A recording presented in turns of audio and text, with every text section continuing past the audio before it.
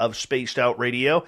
The lovely and talented Amy Vegas O is back. Thank you for joining us, Amy. We really appreciate that. And let me scroll up here because we're packing in real quick here.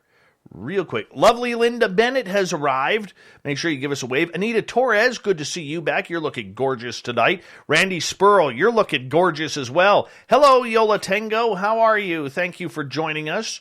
Science Bob is here, everyone. Science Bob, thank you for kicking off the super chat tonight, my friend. We love you here. Jay Breezy, thanks for coming on in. Richard Elmore, Combat Monotone, welcome to our channel from Twitch. We appreciate you. Cryptid559, thanks for coming on in. And I'm running out of time here. I know I am, but that's okay. Rachmaninoff, good to see you. The gorgeous Kim Jellin and the lovely Jennifer P. is here. Rooted in Gorgeous Sacredness. Thanks for coming on in. Steve Stockton and Murray F. Good to have you here. Hi, Michael Lastuca. How are you, my friend? My brother Eugene and the gorgeous Helena. Good to see you guys. And I'm going to run out of time here. I will get hellos to each and every one of you, but thank you. We're going to get going here in 15 seconds because there she is, Samantha Mowat. And I absolutely love her. We're going to get going here in 5 seconds. Let's do this thing. Rock it up. Get your horns up. Let's have some fun.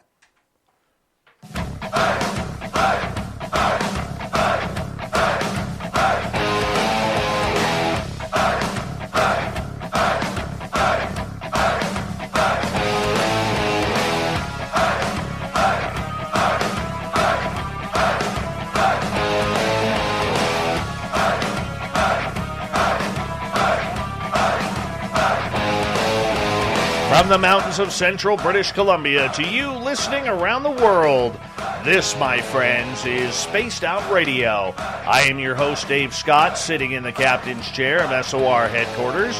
We welcome you to tonight's show on our terrestrial affiliates around North America, digitally on TalkStream Live, Revolution Radio, at KPNL. All of our archives are free by going to youtube.com/Spaced Out Radio. Just do old Davey the favor, hit that subscribe button. You can follow us on Twitter at Spaced Out Radio and on Instagram at Spaced Out Radio Show. Our website is spacedoutradio.com, where we have a plethora of features for you, including rocking out to Bumblefoot and reading up on Captain Shirk's SOR Newswire. Tonight's show is brought to you by Chive Charities. Help make the world 10% happier by visiting Chive Charities today. You can find them on our website. I'll tell you, tonight is a real treat because as we move closer to disclosure, the one person that I fully trust in this entire field is Samantha Mowat. And the reason why? Proof is in the pudding. Now, I met Samantha back in 2014. 25 minutes after meeting her, she walks me into a forest to see an extraterrestrial in the middle of the afternoon in the middle of British Columbia. Samantha, in my opinion, is one of the best kept secrets in ufology. She's a lifetime experiencer who has seen the good, the bad, and even the ugly when it comes to contact with extraterrestrials. With the world seeming to be moving ever closer to any sort of disclosure, it's going to be people like Samantha who are going to play a vital role in what happens within the future.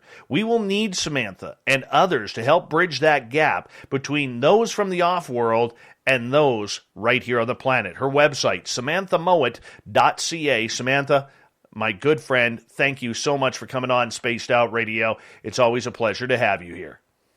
Thanks for having me, Dave. I'm really excited to be here, and I think Hunter is too. Excellent. And that's a beautiful kitty you have on your lap there. It's about the size of a dog. Where is your dog? They're outside. Oh, goodness. Mm-hmm. Samantha, we always have new listeners and people tuning on in who may not know your story, but you're a lifelong ET contactee. How has it been for you growing up as a contactee? For the most part, it's been pretty easy to deal with, Dave. A lot of the beings I deal with are actually quite lovely, the majority of which I place as fairly benevolent, with just the odd percentage, quarter or less, having more self-serving tendencies. But beyond that, everything is pretty good. The hardest part of being a contactee who's lifelong is watching your children have contact and trying to help them navigate the contact experience in this shifting world that we're going through, where contact is not as in the closet as it was when you and I were young. Very true, very true. I mean, I know you're somebody who doesn't watch the news, who doesn't read the headlines, you stay off of social media, and you're someone who is very much in tune with your own world that not only you have created for yourself, but for the people who you love around you. Now, my question to you is, how have you been able to stay in tune with what's going on in the world around the whole UFO subject, while in the same breath trying to keep your distance so that way you don't get caught up in the havoc? For the most part, I don't tend to read the headlines. I do have to do, of course, COVID check-ins every day because my kid's going to school. But when it comes to the whole ufology aspect, I know we are moving close to disclosure. I'm very excited by that. I do look forward to being a very normal thing that people can discuss around the dinner table, which is wonderful. But for the most part, I have people text me, informing me when there are big things occurring. People like yourself and other friends of mine who do tend to follow the news and who are more involved and grounded in this day-to-day world than I am. However, between being a clairvoyant and being a contactee, I don't find it to be easy to handle that aspect as well as the 3D world and be able to keep that balance. Because when you read a headline and then you start to see a vision about something that happened, it can be overwhelming and it can make it so I have to postpone work. So it's not really worth my time to really read the news a whole bunch.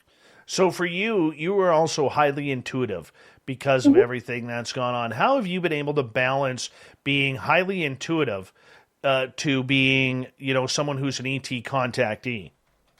Well, it's because I am an ET contactee that I am highly intuitive. They follow bloodlines, and the bloodlines that are followed have more psychic abilities and psychic gifts because we are using them and utilizing them from the time not only that we're born, but you have a lot more telepathic communication with these beings, empathic understanding, clairsentient reading where you know what they're energetically putting out. A lot of the communication that you have with the extraterrestrials and multidimensionals is not just the thought that's streaming into your mind in someone else's voice. You're also getting the impressions and the feelings that they're feeling. You're getting imagery coming forward with your clairvoyance alongside of various other psychic information, such as claircognizant downloads of information. And when you combine it all together, the more contact you have, the more psychic you get, which does make it very difficult to navigate this 3D world. Dave, you've seen me. I'm not good when it comes to jokes or sarcasm or stuff like that.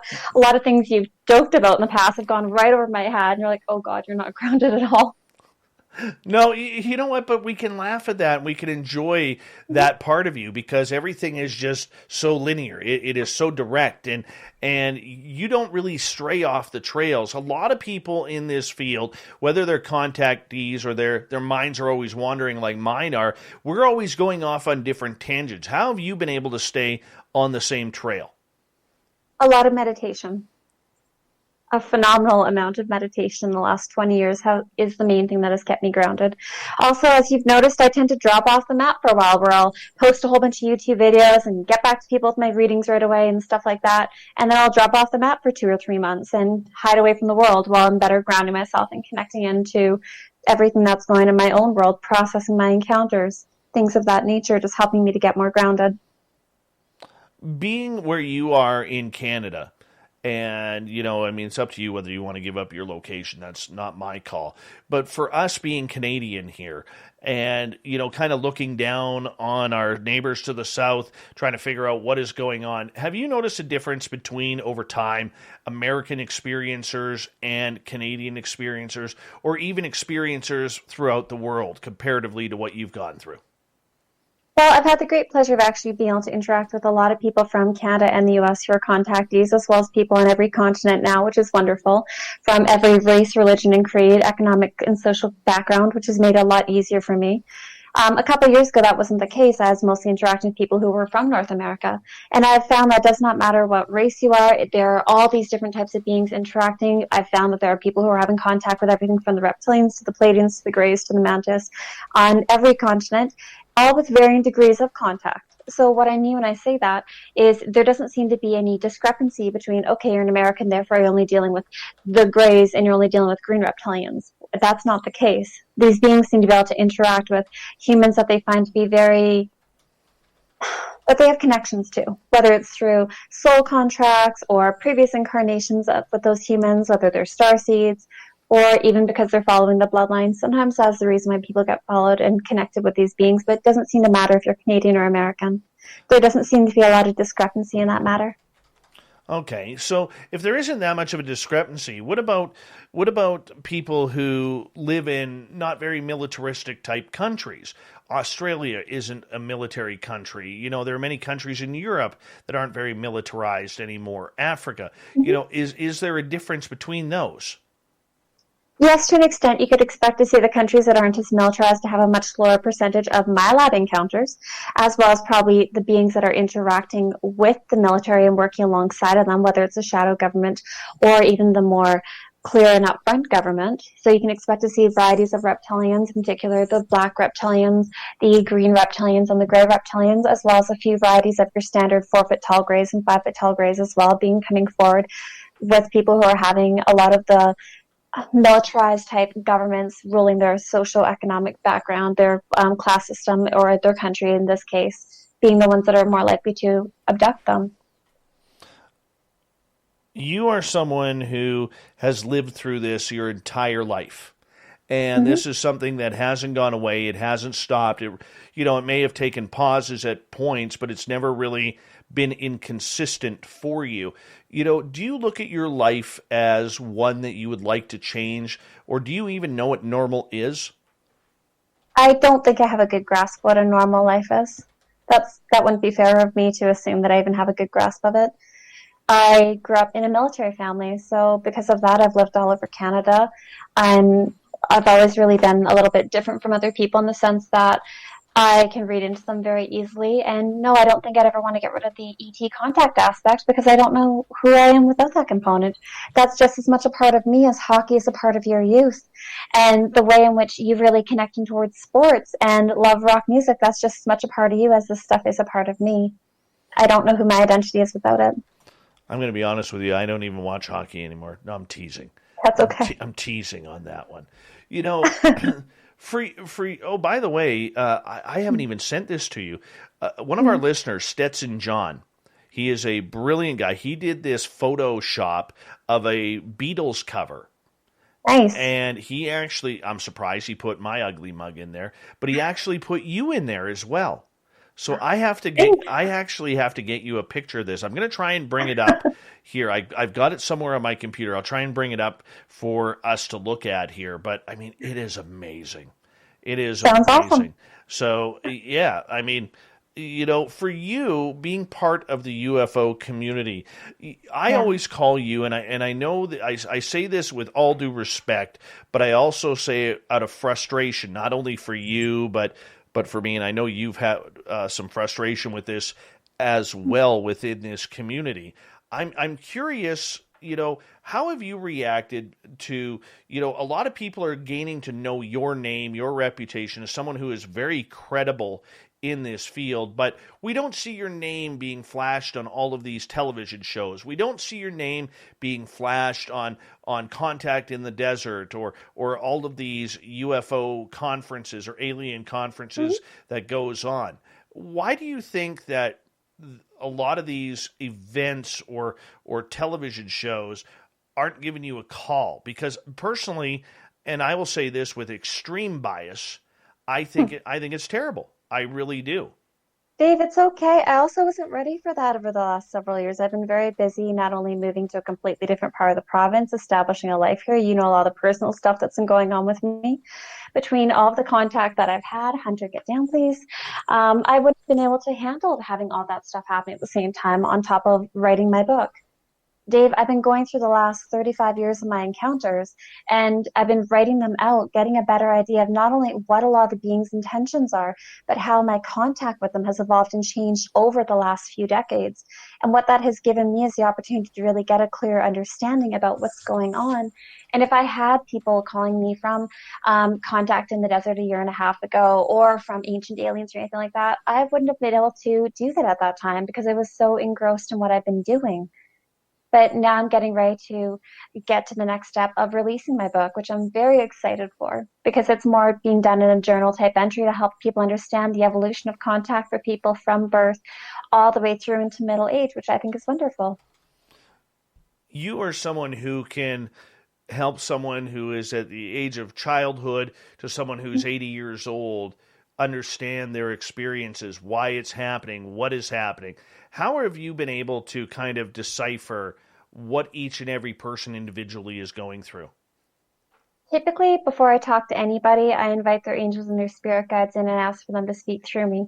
As you've noticed on multiple occasions, I tend to switch from being me over to doing channeling, which is where I'm just having the beings speak through me the information that's necessary, that's needed to be known. And what that has provided me the ability to do is to give them the information they require to get their own healing, for their own release, and to give them clarity about what their contact has been like. Not only about whether they are contacting a MyLab, someone going through MKUltra, or things of that nature, but also to give them an idea about their starseed heritage. And so it's a little bit different when you're going through what I go through, because I can have somebody come forward and I can have 10 people in a week that are all a variety of gray that has incarnated down on the planet Earth, and they can be from 10 different places.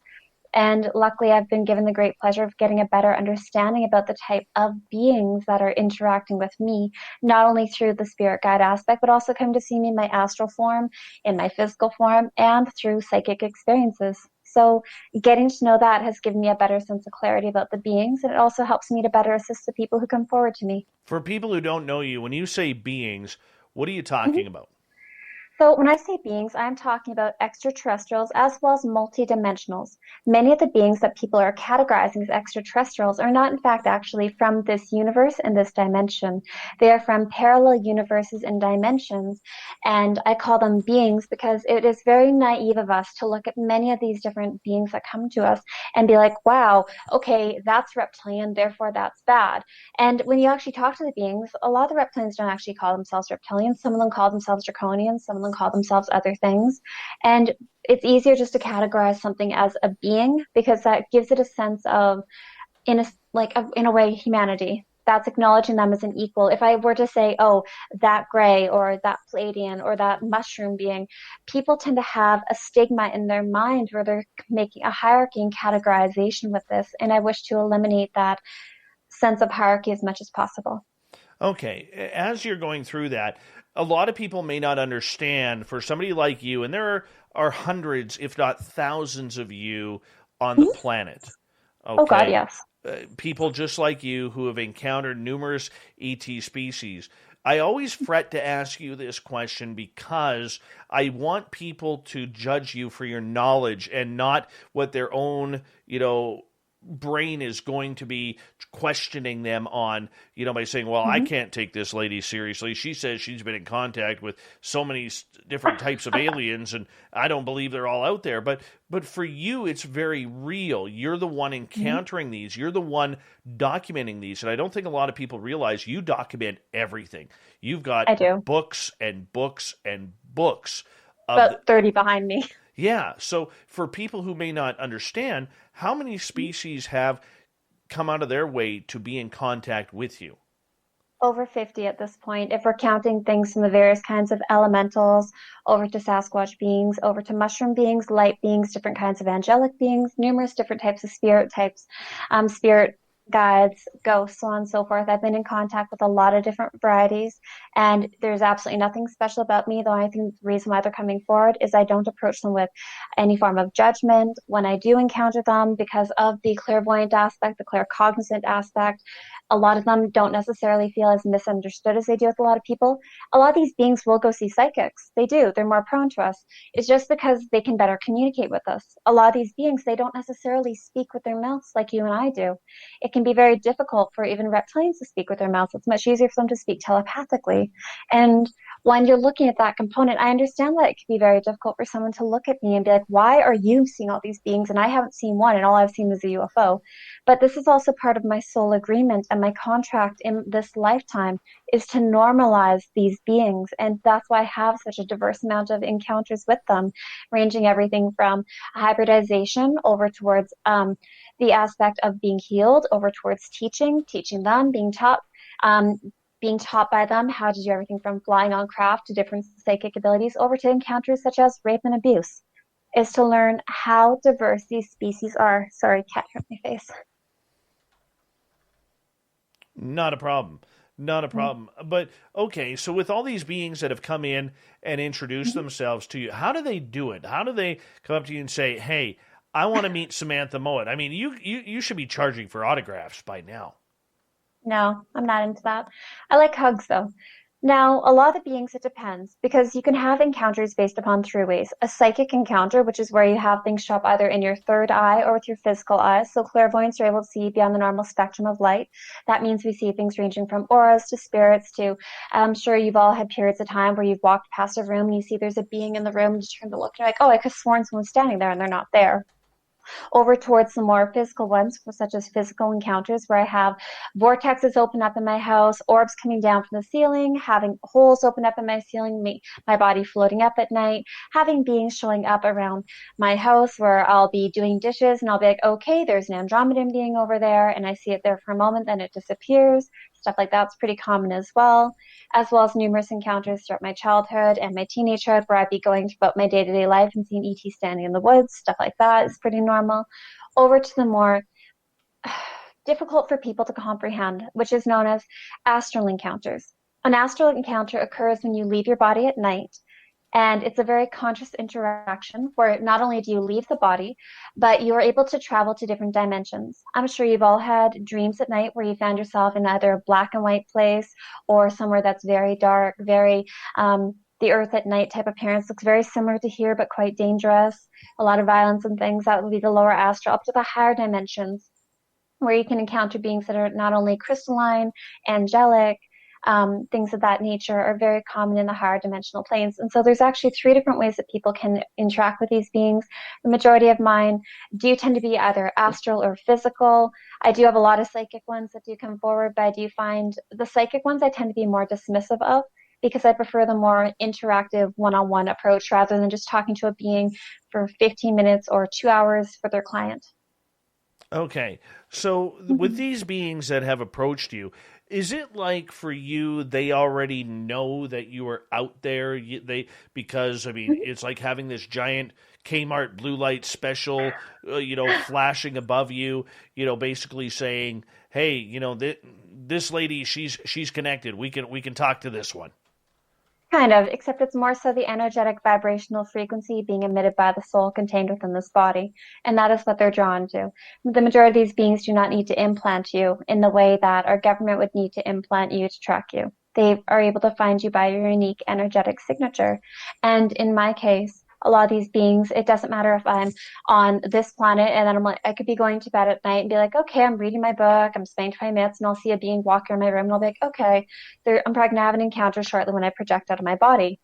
And then I'll project out of my body and I'll have a being that'll approach up to me. And sometimes I don't want to interact with them and I'll project myself to a different place in time and space, which means you can project your body and your consciousness to a different star system or planet. And quite often, if these beings want to interact with you, they will follow you and keep trying to talk to you, even if you island jump or planet jump a few times. If they want to talk to you, they'll come back night and night again to come talk to you. Absolutely.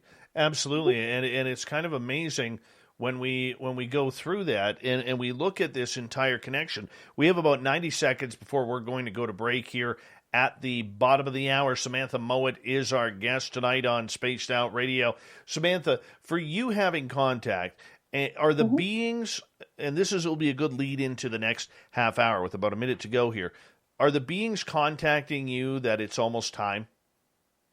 To an extent, yes. A lot of them are preparing. They want to have as benevolent of a disclosure as possible. The majority of them are not wanting to do it in a way that's going to scare people. They're wanting to do it in a way that enlightens them and enables them to interact in a peaceful manner. A lot of humans are prone to fear, and they want to move away from that fear energy as much as possible over towards a more calm and respectful energy. That's their main objective as they look at the disclosure component for humanity. So what are the aliens telling you? That they're actually a little concerned that when they come forward, that humans are going to try to shoot them. Of course, we're human.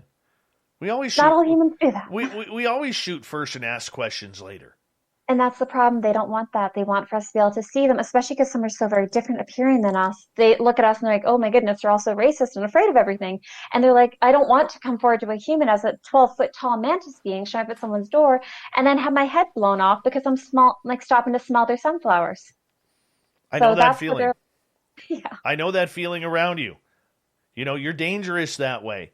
Tell you, if you ever want to see aliens, meet up with Samantha Mowat. She just snaps her finger, boom, aliens, you got aliens, you got aliens. She's like Oprah when it comes to it, people. But Samantha is one of my best friends. She is amazing when it comes to ET contact. If there is people or questions that I have about this subject, she's the first I go to. She is that good. SamanthaMowat.ca is her website. We'll be back with more Samantha Mowat. What is going to go down with disclosure as we get into this coming up on the mighty SOR. Stay tuned.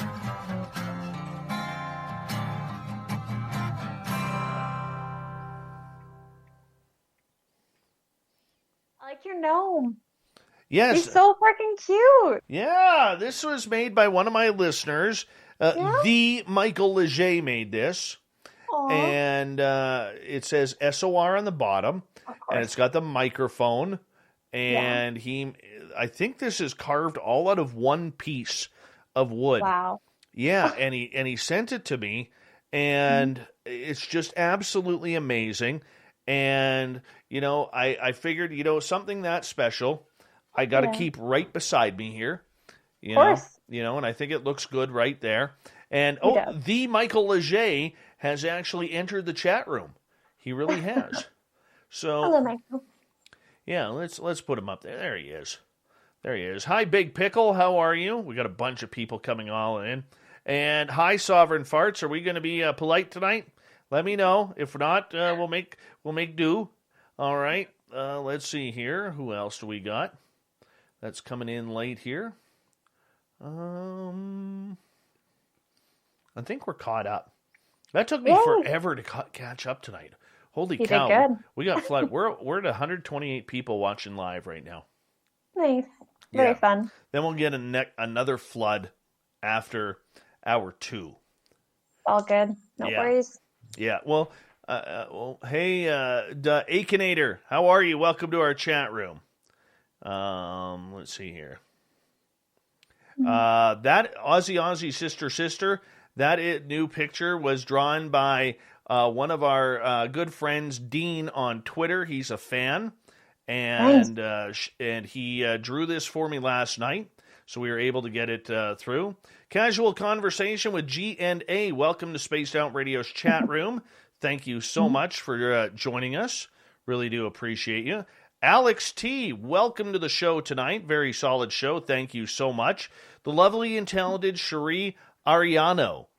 I've got her bracelet on. Okay. I've added another bracelet. Yeah, she made this one for me. Oh, no, not that one. Sorry, this one. And it's just fantastic. Pretty. Yeah, it's gorgeous.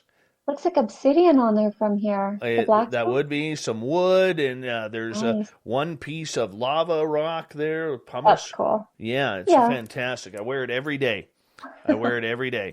And Magnus Vermagnuson, welcome back, buddy. Good to see you. Gorgeous Larry is here. Gorgeous Larry.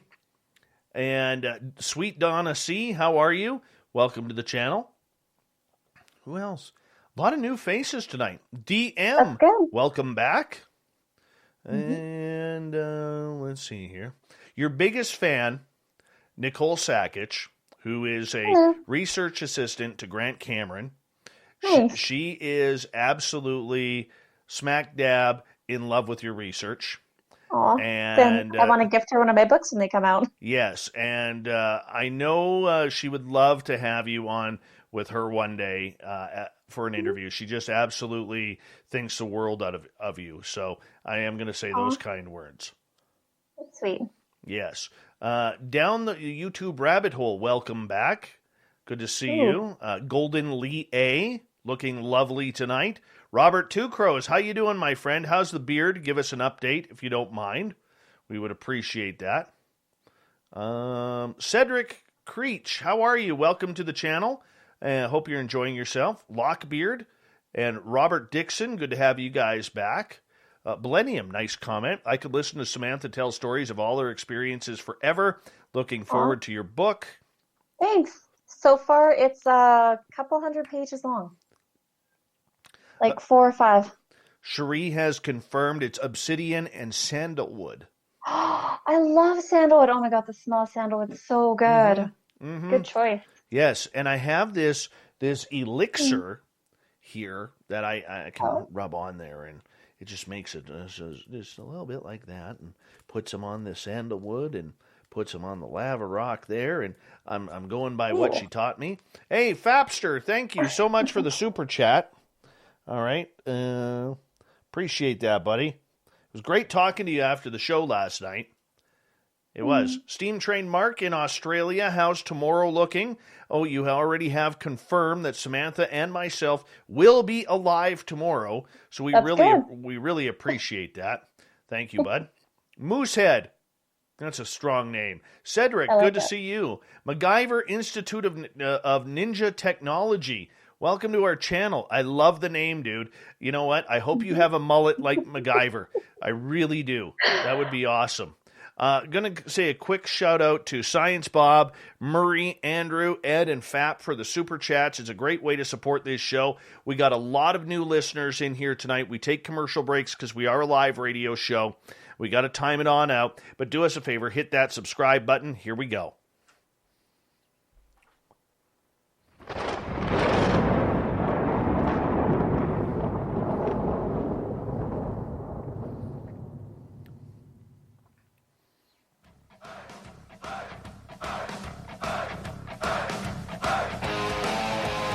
Second half hour of Spaced Out Radio is underway. Thank you so much for taking the time to join us. Really do appreciate earning your listening ears. Want to remind you that if you miss portions of this show or others, check out our free archives by going to youtube.com/Spaced Out Radio. Just do old Davey the favor, hit that subscribe button. Our website is spacedoutradio.com, where we have a plethora of features for you, including rocking out to Bumblefoot and reading up on Captain Shirk's SOR Newswire. Follow us on Twitter at Spaced Out Radio and on Instagram at Spaced Out Radio Show.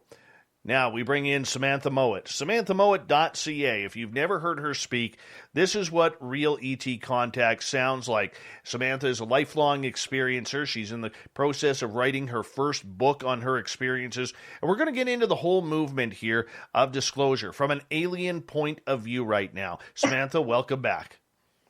Hi, Dave, and thank you for calling it alien point of view. That's funny because I do feel more ET than human. I know you do.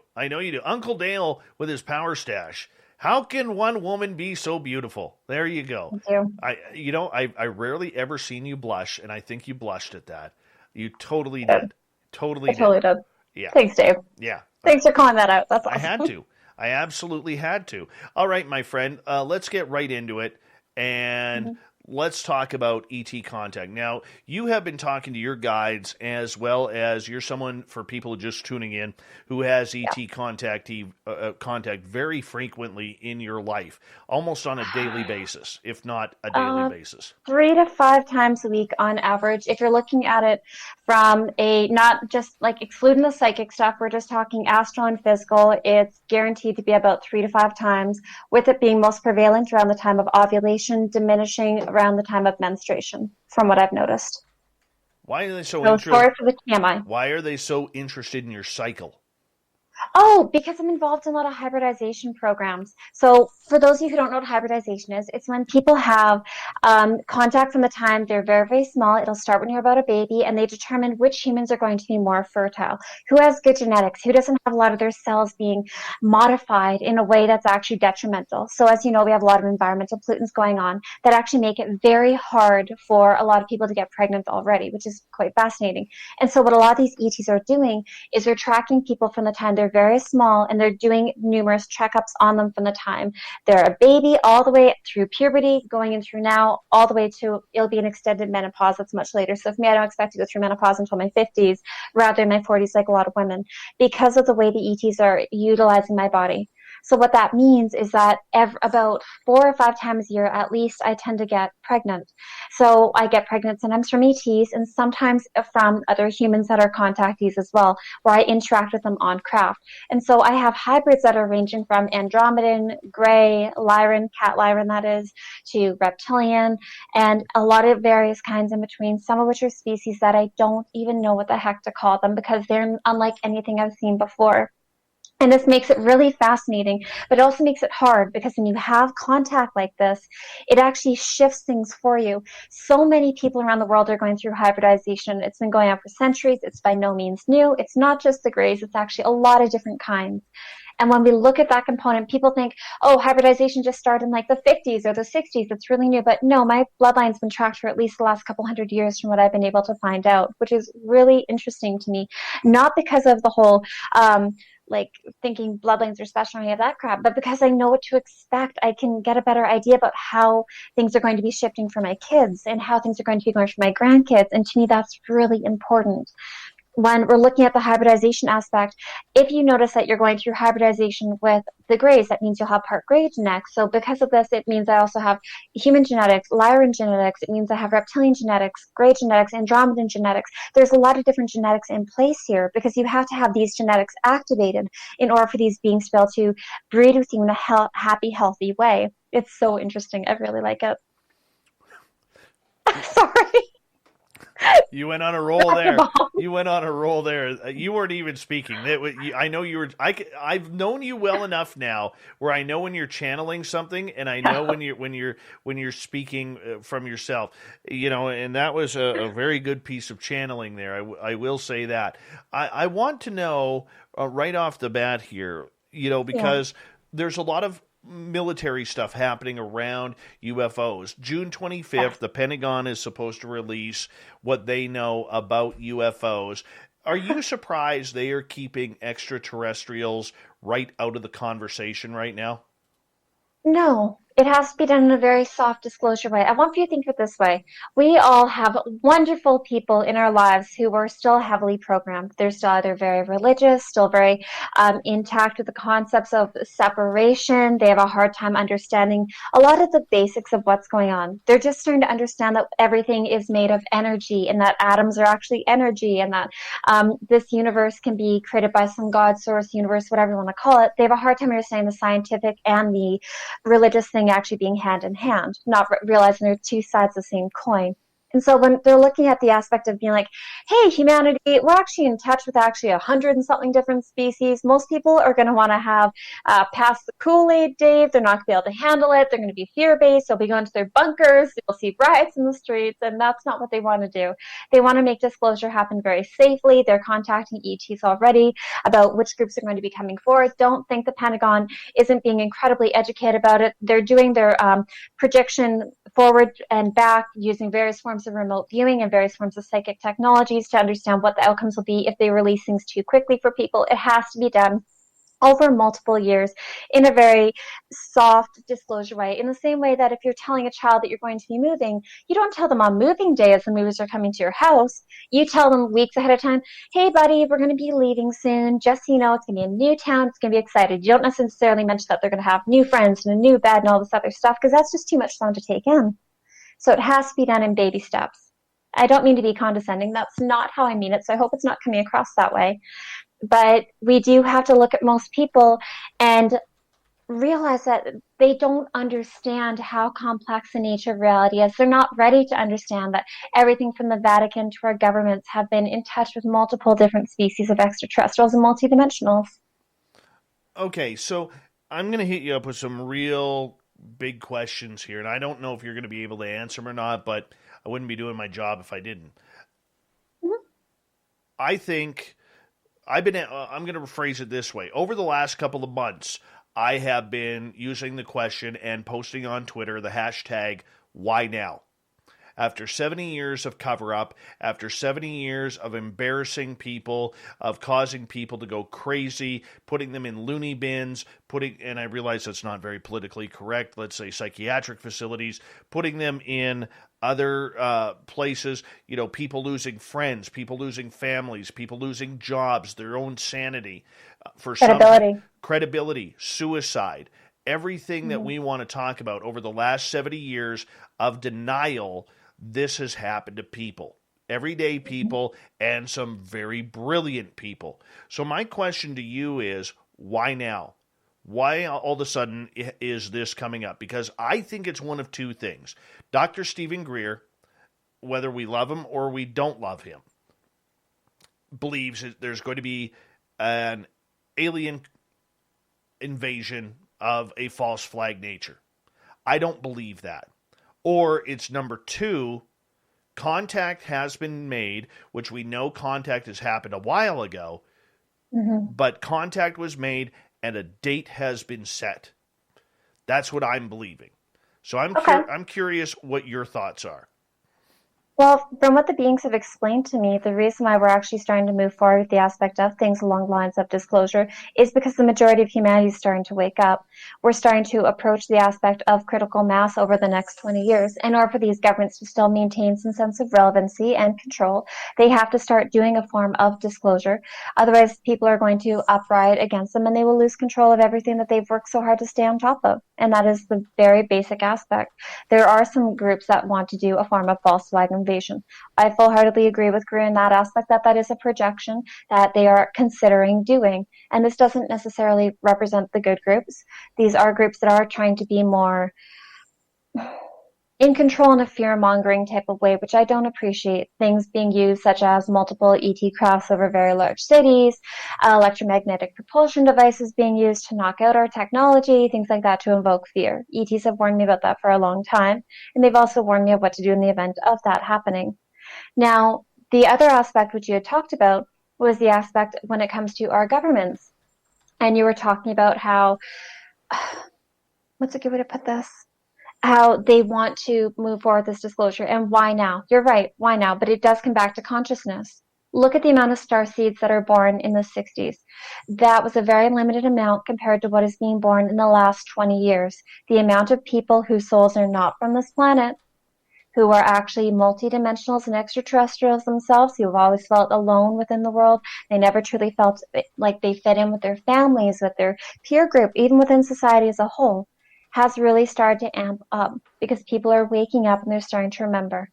And so we do have a struggle going on within our governments that are trying to figure out, and when I say governments, I mean the shadow government. I mean the government that we all see and vote for, allegedly. And so when we see this, it's kind of like a toss-up going back and forth between who's going to maintain control. And that is the main thing, is trying to maintain some form of control over the awakening process. Now, who's controlling the agenda? Is the agenda set by the government or the extraterrestrials themselves? Well, that's a good question. I don't think anybody has the true answer for that. In my opinion, the majority of our governments are run by some not so nice groups of extraterrestrials who don't necessarily have our best interest at heart.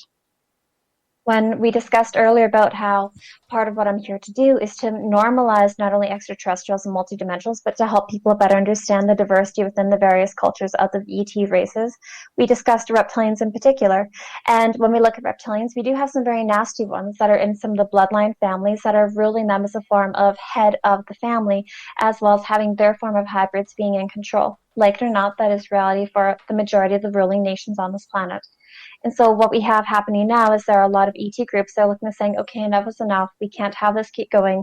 This needs to shift and change. We need to kick these groups out and bring in a form of benevolent assistance for humanity. They don't want to step in and have us look at them as gods again, like we've done thousands of times before. They want to come forward with us still maintaining our own sense of sovereignty. And that's part of why when we look at the governments that are more benevolent and who are working with groups such as the Pentagon to try to bring a soft disclosure forward, baby steps one at a time, they want us to still maintain our sovereignty. And that's very important to them. They don't want us to just have them come forward and be like, okay, you make the decisions now. You're smarter than us. You better tech. What do we do? They don't want that. See, I look at it from a different angle, and please correct me if I'm wrong, Samantha. But the way I'm looking at it right now is the United States government, if we focus on them being the biggest superpower with the biggest military in the world, they have a lot of secrets. A lot of secrets that we do not know, from ET crashes to alien bodies to the cover-ups, whether or not they know of my labs or MK Ultra or whatever that may be. And there's a lot of things they need to cover up before any sort of disclosure. They got to make sure that there's a lot of files and a lot of programs that are sealed absolutely tight, because every program is going to be affected, in my opinion. Now, with that being said, I'm wondering if the reason why there is a now panic on this is because they want to start prepping for the timeline, and that gives them time to do the cover up and cover the agenda. Do you see that happening as well? I agree with you about that actually, because when you look at this, if you start recognize the fact that we have extraterrestrials and multidimensionals coming forward, and okay, so they've been here, but how long have they actually been here? And then you're going to have multiple world governments contradicting, especially if they piss off one another. Like actually, we had files of these beings coming in the 50s or in the 1800s and things of that nature. And oh, look, here it is in our artwork from back in the Aztec times or Egyptian times. I'm sure everyone on their show has probably seen the pictures on the hieroglyphs in ancient Egypt of the greys that have been there, as well as the Aztecs and the bird people and the various Lyran beings on the Egyptian temples as well. So if we look at it, these beings have been coming for a very long time. And when people start to put all this together, which they're going to start doing after disclosure starts to happen, people are going to be readdressing our history. The things that we've been taught is all going to start to be questioned at a rate that people do not understand at this time. And so a lot of these governments are trying to cover their ass, and I can't necessarily blame them. I don't agree with it, but I do understand how they're also wanting to not incite a panic. They're trying to do things in a way where if they do reveal too much about the programs that are going on and all the black budget projects, it could topple things on the inside, and they are trying to maintain some semblance of control. Do you think that somewhere deep down in the government vaults, maybe 30, 40 stories below this earth, there is a booklet of potentially every name of a person that has been abducted over the years? That's going to need to be some really big external hard drives, and they already have a really good idea. A lot of the contactees out there are MILABs already, so that means military abductees. Now, I'm not saying that every contactee is a MILAB, but a very large majority of them are, especially ones who come from followed bloodlines or bloodlines that have been in the military themselves. And so let's say your father, when he's 20 years old, decides that he's going to go join the military. And let's say your dad would go fishing and then he would see a UFO and he didn't really think anything of it. He didn't really assume that he's a contact. He's like, okay, I just see these beings once in a while. Well, lo and behold, as your father is going through the aspects of training and everything else, and in that for several years, he will still have contact when he's either in a PMQ or when he's like a paramilitary quarter or when he's overseas or when he's at barracks and sleeping or things like that. And these beings will be noticed because you look at the governments, and in particular, if you go through the military aspect, you do have these various ETs that are walking around as well, sometimes in the underground bases and sometimes on craft and sometimes around bases or in town. And what happens is with these people, sometimes they'll notice them, but other times a lot of people will not notice if a being is projecting the energy of a human in front of them. We've all had people where for some reason we couldn't stand their energy. We couldn't figure out what it was that was different about them. And what happens is quite often when you have an ET that's presenting into your mind the image of a human when they're not actually a human, they will come up to you and they will scan your DNA. They will come near you. They'll scan your energetic field, and what that means is they will go from the top of your head, quickly go down to the bottoms of your toes, and back up again to get an idea about the vibrational frequency coming out of you. It's called an auric scan, and what that does is it can tell them if you have been in contact recently with a lot of other ETs or with any other ETs. Because when you have contact with extraterrestrials and multidimensionals, especially in a physical capacity, it is a disruption to your endocrine system. It's a disruption towards your energetic system. So when I have contact with ETs, especially really intense contact, where I find myself being gone for days or weeks and put back moments later around the time that I was taken, my entire auric system for a few days is more vibrant. It's bigger. It's like an aura, like this aura of a rainbow coming out of me. I'm more psychic. I'm more connected. I can hear my guides better, things of that nature. And so what this does is when you look at this, a lot of people do not realize there's actually a very large portion of reptilians that are heavily involved with the military component, not just the American military, but also the Canadian as well as the British. And I wouldn't be surprised if it's within pretty much every reptilian or military order on the planet, especially you look at the way in which the Japanese military was for a very, very long time, not only exceptionally honor-based, but also focused upon rigid structure. With the agenda that's out there and the agenda that they do have to cover their secrets, and I'm focusing on the U.S. government here, how do we actually know what they're doing is beneficial for humanity and ufology, or whether it's just another plan? I wouldn't trust our governments as far as I could throw them, and I can't lift them up. They do have their best interests at heart, first and foremost. We have to look at it that way. Now, I'm not trying to be rude when I say that. I do think that they would like to be beneficial for us, but they are going to put themselves first. They always have, they always will. All it takes is looking at any history book to realize that we have been lied to time and time again. These are the same people that have been pegging us against each other from the beginning, with everything from sexism to racism to classism to the religious separation. And so it's not really in their best interest typically to keep us united at this time, and the reason why they didn't want us united was we were better able to control like that. But unfortunately for them, as we look at the way humanity is going, we're starting to work past all the racism that our great-grandparents had, past the classism of not being able to marry within your social class. If you were third class, your kids are going to be third class. If you're first class, you have to stay with first class, so on and so forth. We don't have that anymore. And the same thing can be said with our religious beliefs and spiritual beliefs. And because of the awakening that's happening and the unification that's occurring within humanity, a threat from outside is one of the best ways to unify us. And that is part of what I do believe someone like Greer is trying to bring up with the false flag alien invasion.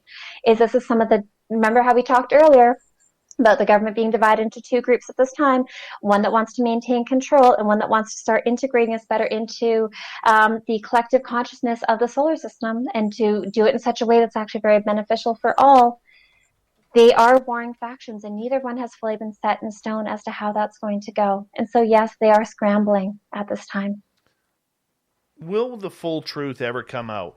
Whether it's Roswell, whether it's the Phoenix Lights, whether it's all of these alien bodies that have said to be recovered from crash sites. Do the aliens even want that to come out?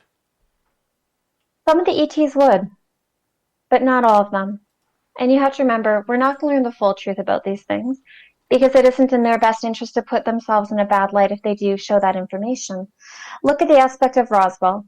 They can say, okay, we wanted to hide it because we didn't want to scare everybody. We didn't want to make you all fearful. We wanted to address the threat before we could really figure things out. I'm not sure if the Aztec culture worship reptilians. They did definitely have an aspect of focus upon them. I wouldn't necessarily say worship. To an extent you could, but I wouldn't necessarily see it that way. Idolize to an extent, yes. But when you look at the aspect of the Phoenix Lights, we know that that's ETs who are going around what our government wants, trying to make a very deliberate impression of, look, we're here, you guys can't deny us.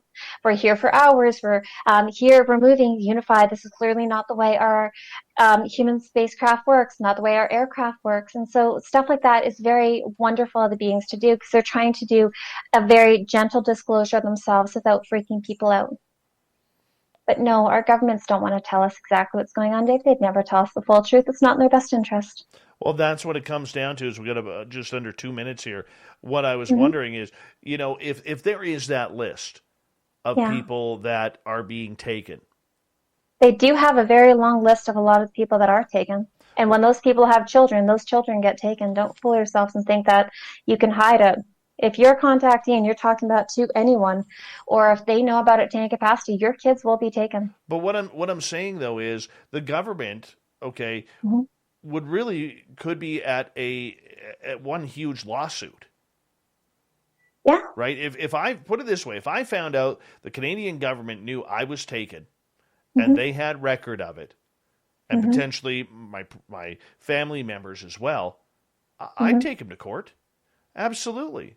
But Dave, they'll throw your case out. What can you do about it? You're up against the government. Oh, I'm sorry, that was the former administration. We had nothing to do with that. But what I'm saying though is I would look for legal means, legal reparations. Because I want to know why was I chosen for this? I didn't volunteer for this. Never mind. Or did you? Never mind what we did previous to our incarnation or what we agreed to on that. That's what I'm getting at. That's what I'm saying here. You mean about the whole the U.S. government allowing for a certain portion of their group or their people to be taken by the Greys? Yeah. I understand that. I really do. And I can understand those people wanting to seek legal representation and trying to really get reparations for that. I can understand it. But I wouldn't hold your breath on it. I think they'll just throw it out and they'll find a way to just cover their ass, even though you are deserving of it. And even though you did not deserve to have the things happen to you that happened, you won't get the reparations you're hoping for. They'll change laws to make it so they're not going to be applicable. I get you there. Samantha, I'm going to get you to hold on right there because we are going to go to break here at the top of the hour. And I'm telling you, we'll get to audience questions next. I know there is going to be a lot of them out there, and I will try and get them all through to Samantha so that way she can answer them if you're in one of our chat rooms or on Twitter at hashtag SpacedOutRadio. Let's make this happen. We're having a great night here on the Mighty SOR. Samantha Mowat's website is samanthamaowat.ca. She's the best in the business, in my opinion, when it comes to ET contact. When she speaks, I know I listen. You should too. We'll be back with Hour 2 of Spaced Out Radio next. Mm-hmm.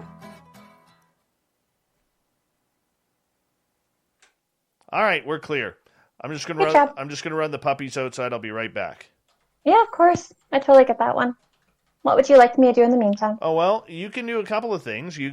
A lot of times our guests, now that we're doing the video thing, will literally just chat with comments that are made.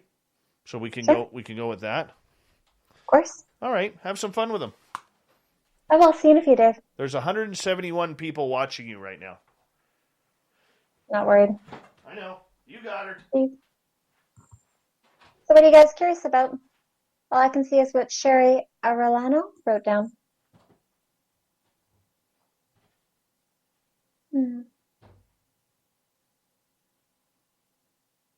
It'll be interesting to see where things go. I know you're all very curious about what's going to happen with our government, and I'm actually very curious too. That is something I'd probably make an exception with to try to understand. But based upon everything my guides have told me, pardon me, I wouldn't expect them to be very forthcoming with information. So what I do want for you to do instead is, as you're going through everything from the news, from social media to what you see in the paper to what you hear broadcast on the radio, is I want for you to take a moment every time you are listening to something or seeing something and really check in with yourself. I want for you to feel, does this resonate or doesn't this? And how you do that is you take a moment. I like to close my eyes. I take a deep breath. And I feel my body. And for me, when something doesn't resonate, I get this really odd sinking feeling in my gut. Or sometimes I get a sense of like anxiety or stress. And out of the odd possibility that they do attempt to move things towards a false flag alien invasion, I want for all of you to be able to stay very safe through this. And what that means is turning to your intuition and not allowing for that fear and anxiety energy to get the best of you. Because I know that you're all highly capable of doing that and be able to really turn into your intuition, especially if you want to start meeting many of the extraterrestrial multidimensional beings. Now, for some of you, I know that you're probably very curious, well, how can I have interactions with them? How can I really get to know them and meet them? And they're wonderful and I feel connected to them from this star system or that star system or whatever. And so because of that, I want you to actually consider learning things either like how to develop your psychic abilities. There's dozens of videos on YouTube that you can check out from myself and other people, or just go buy a psychic development book. It's very easy. And just start practicing it a little bit every day, as well as things like meditation are great because they calm the mind and allow you to really get a good clear read. But also learning how to project out of your body with astral projection is a very wonderful way because it's something you do every night anyways when you go to sleep. And if you have conscious control over it, you can determine where you go, what you see and what you learn, which will enable you to talk to your angels, your spirit guides, your soul family, as well as meet many of the extraterrestrials and multidimensionals. It's pretty fun. I like it. It's taken me to some really interesting places though, especially when I'm going through some encounters and I will find like the weirdest things happen sometimes. Like I can be in my house and I can be either putting away laundry or I can be mopping my floors or feeding my dogs. And sometimes I'll see beings moving and they'll be like, sometimes it's out of the corner of your eye. And other times you'll see them kind of like just walking past you for like a flickering couple of seconds. What this is you're in a relaxed state, so your clairvoyance comes forward. And I know you've all had this once or twice. And when you start to do stuff like that, you'll notice like, hey, I keep seeing the same type of beings over and over being near me. And so when you go to sleep at night, it takes you out of the dimension that you're in, which is when we're in our bodies and conscious and awake, and it helps to shift the frequency that you're at to being at one of the parallel dimensions. And the more you practice it, the better you get at going to lower dimensions from us and higher dimensions than us. So when I say lower dimensions, I'm talking about things like the lower astral, which for those of you who have had lots of nightmares, you might find yourself in like a dark place, or you might find yourself in a place that really does resemble Earth, or even somewhere similar, and that can be rather scary. And you'll find that the people there look like us, but they don't necessarily ever have daytime. They can be kind of out of sorts. That's when you project into lower astral. Whereas, I agree, Heather, they are not ready for 100% disclosure. But that's okay, because I'm sure we'll get ready with time. It might take us another 50 years, but we can get there. And it's people like yourself who are exploring this concept that are helping. And if you really want to help humanity move forward towards disclosure in a more comfortable way, starting to be able to talk to the people in your life about it. And people sometimes think it's kind of weird that I will go through my life, and I have no problem talking to people about ETs or whatever. I could be at a PAC meeting and I'll bring up like, I had the worst encounter last night, or I had the coolest encounter last night, type of thing. Even at like my kids' birthday parties, sometimes that's come up too. But if you start normalizing it, you don't have to talk with the ET component, but you could mention, hey, I saw this really cool video. It could be like, for instance, you could watch the Steven Spielberg series Taken. That's a really good one for people. Like, and watch it with someone who you're not sure what their stance is on ETs, and be like, hey, so what do you think about that movie? Or even the movie Knowing with Nicolas Cage, because that shows what light beings look like and a lot of the angelic beings. And that was one of the most beautiful depictions of them and their light craft and crystalline craft that they have, because they do have craft that look like that. And, there's a lot of soft disclosure already happening over the last 30 or 40 years anyways, especially through our media. And so if you start sneaking those movies in and watching them with the people in your life, like your family and your friends, you can start to see where they're at, and you can... I'll get you to hold on right there, because we are going to go in about 15 seconds. Thank you, Cedric, Chad, Science Bob, Murray, Andrew, Ed, Fap, and Vinster for the awesome super chats. It's a great way to support what we do here on Spaced Out Radio. Here we go with hour number 2.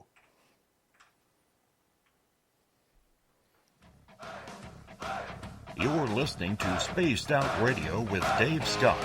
Follow Dave on Twitter at Spaced Out Radio and on Facebook, Spaced Out Radio Show. Hour number 2 of Spaced Out Radio is now underway.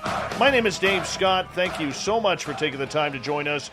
We really do appreciate earning your listening ears wherever you are on this beautiful planet we call Earth. We want to remind you that we do have 6 terrestrial affiliates picking us up tonight, including we got Saga 960 in Mississauga, Ontario. So hello to everyone tuning on in there. We also want to say hello to our digital stations that are broadcasting us as well. Hello to all of you, including Revolution Radio and KPNL. All of our archives are free by going to youtube.com/Spaced Out Radio. Just do old Davey the favor, hit that subscribe button. The Desert Clam has set the password for tonight in the SOR Space Travelers Club, Octothorpe. Octothorpe is your password. Use it wisely, space travelers, as the Clam sets a password each and every night right here on Spaced Out Radio. Our website is spacedoutradio.com, where we have a plethora of features for you, including rocking out to Bumblefoot and reading up on Captain Shirk's SOR Newswire. Follow us on Twitter at Spaced Out Radio and on Instagram at Spaced Out Radio Show. We continue on tonight with ET contactee Samantha Mowat, and we are talking all things disclosure, UFOs, aliens. Let's get to it right now. Her website, SamanthaMowat.com. Sam, I got a ton of questions for you from the audience, and we're going to start off with Terrafim here. And Terrafim is saying, did you not see the movie Independence Day and what the aliens did? Yeah, I did. And I also thought it was interesting because when I watched the movie Independence Day, I thought how terribly sad that those people were stupid enough to go to the top of the building when they don't know what those ET's intentions are. What I talked to a lot of you about is using your intuition to determine whether something feels safe to you and whether it doesn't. Like we talked about during the break, the aspect of taking a moment. Does something resonate with me? Does something not? If you're getting in, like told from anybody, whether it's your government or your friends or your family that you should do something or shouldn't do something, it's always important to stop, take a moment and feel, does this resonate? Should I be doing with this? And as we talked about the aspect of disclosure, and when we look at the different beings and really determining, is this being safe? Okay, I've got a 12-foot tall mantis in front of me, or I've got an 8-foot tall reptilian in front of me. Oh my God, I'm so scared. They look so different from me. I'm terrified. But you have to stop and go into that calm, still place in yourself and be like, okay, does this being actually intend me harm? And if the humans in that movie had actually taken a moment to meditate and feel it out, they would have realized that those beings didn't have good intentions towards them. And that's the most important thing you could do when meeting any extraterrestrial, multidimensional being is trust your intuition. Does it feel like they're safe for me or doesn't it? All right, let's move on here. And this one comes from Ozzy in Australia. Did I hear you take martial arts?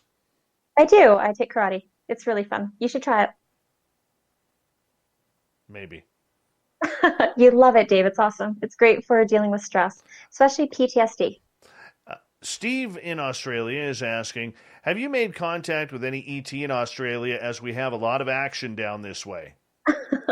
None of them have told me that they're from Australia, and I haven't had the pleasure of visiting your continent yet, but I certainly hope to do so. And when I do, I'd love to go see Mary Broadwell in particular. I'm Set. sure may the beings, sorry, that I've met or have been to Australia, though. All right, Cedric is asking, how do you enhance your psychic abilities? Oh, that's easy. So one of the easiest ways you can enhance your psychic abilities is through the modification of your diet. So that means cutting down the amount of processed food you eat, decreasing the amount of drugs and alcohol used to being preferably at zero, doing meditation, as well as some very basic things such as learning how to calm and quiet your mind. Most people that are, everyone's psychic, but it's a matter of what kind of psychic are you? Are you a more visual person? Are you a more auditory person? But by determining what kind of person you are, like think about your memories when you think about a very special event. Do you see pictures play in your head? Do you have the feelings of the event go forward in your body? Do you hear the words of what people said to you? By noticing those things about yourself, you can better recognize what type of psychic you are, and from there, like really work on those type of psychic abilities in particular. All right. Linda is asking, do you think there is a God or is it ET that has made us? There is some sort of being that a lot of the extraterrestrials and multidimensionals don't worship but acknowledge, and they refer to it as source. So this is the form of consciousness that is interconnected throughout all things, from plants to animals, from them to us. I don't see ETs as necessarily having made us, because humanity isn't actually from this planet. We were seeded on this planet and we have been modified while on this planet. So no, I don't believe they made us, but they have modified us. All right, moving on here. And let's get to Hallmark Corey's question, who actually pulled himself away from watching the Hallmark channel to tune on in tonight. We appreciate that, Corey. Do extraterrestrials know about Sasquatch? If so, what are they? Um, do you mean what are Sasquatch? Sasquatch are a form of multidimensional being that are found on this planet and off this planet as well. They are able to go between the dimensions using their psychic abilities to be able to open up vortexes and portals. They're also able to make themselves invisible, and that's part of why they're so good at cloaking. When I had a very frustrating reptilian encounter a few years ago, I saw Sasquatch when I was in that encounter, and the being with the Sasquatch itself was very aware of the reptilians, and the reptilians seemed to be quite aware of it. And there are numerous accounts of reptilians having Sasquatch working for them, but not necessarily in a way that's a symbiotic relationship. It looks like they're being forced to work for them. All right, let's get to Big Pickle's question. What about those people who still don't acknowledge there is anything there? They watch it, they see it, but it does not register with them. It's like they're looking right past it. You have to look at those people and their level of cognitive dissonance. And although it's very frustrating to interact with those people and to have them in our lives, sometimes we have to allow for people to deal with things in their own time. These are the same people who aren't comfortable with change, and they aren't really at the point where they're ready to acknowledge these things. Perhaps mentally they could not handle if they were to understand the full depth of what's going on with the extraterrestrials and multidimensionals. So it might be best for them at this time to not really process it. They might have a mental breakdown. Nicole is asking, Samantha, can you speak more on where they come from, specifically how they've been here or coming since the beginning of time? Sure, a lot of the different beings that I interact with. So let's start with a very basic one, a very easy one. Let's start with the Greys. The majority of the Greys that I interact with are from the Orion star system. In particular, one of my favorite hybrid children is from the Orion star system.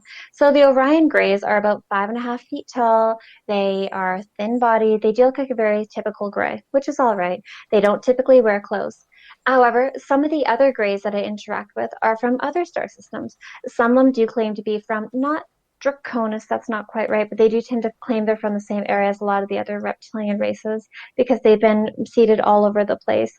When you look at the aspect of the ETs, I know that the Pleiadians have told me that they're from the Pleiades. I have met cat beings that have told me they're from Lyra, but they haven't told me which star in that star system exactly that they're from, which makes it a bit more difficult. When you meet a lot of these beings, you honestly don't think to ask them, hey, Black Reptilian, so where are you from exactly? What place are you from? You're like, okay, why do I have a large male Black Reptilian following me from place to place?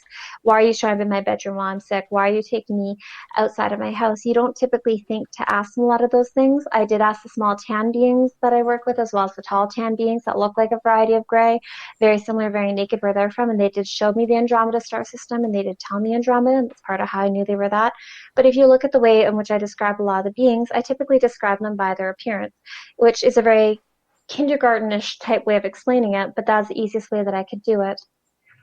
Now, when we look at the other beings, there are so many different types of beings that I work with, but I don't actually know where they come from because I'm sorry, I just don't think to ask them. Very cool. Very cool. All right. Let's continue on here with questions from our audience as we continue on. Cedric is saying, zero drugs. What about using plant medicines for psychic abilities or astral That's fine. travel? You can use some, but you have to be careful, put up your energy protection. When I say don't use drugs, I'm trying to keep you away from things like crystal meth, ecstasy, things like that that are chemically based. The reason why I bring that up is those actually really throw off your auric field and it makes it discordant. If you're using things, especially harder drugs like crystal meth, you're more prone towards energy attachments, jinn problems, as well as the negative reptilians that feed off of loosh coming forward and messing with you. Whereas if you're using things like ayahuasca, marijuana, and shrooms, you're less likely to have that. In fact, many people use it in sacred ceremonies to help amplify their psychic abilities. I don't consider those to be drugs. I consider those to be sacred medicines and only used under appropriate forms and really important in ceremonial type ways.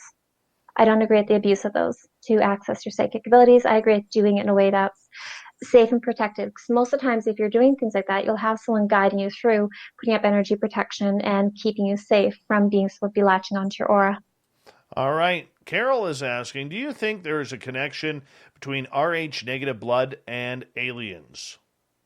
Yeah, to an extent I do. When I've looked at the majority of the orchestrated relationships that I've had, an orchestrated relationship is someone that I've met on craft from the time I was very, very small up through adulthood that I've bred with various beings. So for instance, I've noticed that I have at least 8 different men that have come into my life who I'd met on craft for years before he and I started breeding together to see if we'd make happy, healthy hybrids. And one thing I've found is that 2/3 of which do appear to have the negative blood types.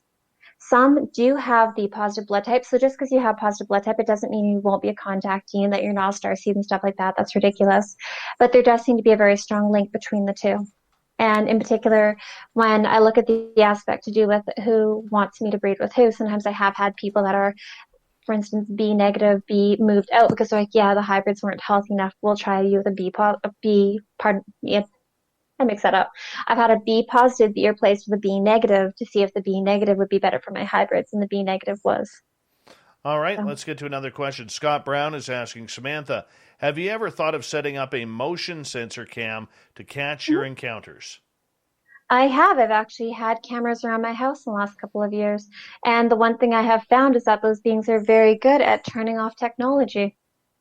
The one thing you'll find if you do have cameras, you can have them at your front door, your back door, your sliding glass door, facing your bedroom, and you'll notice that for some reason the bloody things turn off quite often.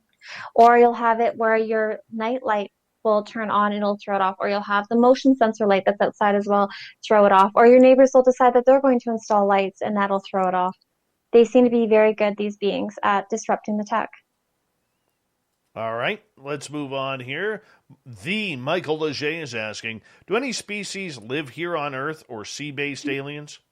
Yeah, quite a few of them live on Earth. We have humans that are living in the Earth in particular. One thing that you'll find is that if you talk to some of the ETs that are humanoid in particular, they will tell you at first that they are Pleiadians, when in actuality, some of these are actually inner Earth humans that are claiming to be Pleiadian because they don't want people to be coming into the planet looking for them. As well, we do have greys that are living on the planet, some in underground bases, as well as numerous types of reptilians that are living on base as well. So when I say base, I mean deep underground military base, as well as the secret military bases that you can find around as well. Nicola is asking, is the universe a living, conscious thing? Yes, very much so. We're all very connected to it. And that's part of why sometimes we have moments of deja vu and why you'll go to a location, you'll suddenly get a vision of what happened there 10 years ago or 50 years ago or 100 years ago. It's because you're tapping into that energetic field that's running through all of us at once. All right, let's move on here. Sovereign is wondering if you know where the night crawlers are from. No, I don't. I'm sorry. All right. If you could show me an image, I might recognize them, but I don't even recognize the term nightcrawler. What is a nightcrawler? Neither do I. Neither do I. All right. Let's move on here and continue on. Big Pickle is wondering what you think of Skinwalker Ranch and what do you think the significance of Skinwalker Ranch is? I have heard of Skinwalker Ranch thanks to my mother and her boyfriend. They were actually putting on a documentary of it last time I was on the island, so thank goodness I understand this one. Based upon everything that I had come to understand and observe from what I noticed in that documentary is that the Skinwalker Ranch does seem to have numerous portals that seem to be open there.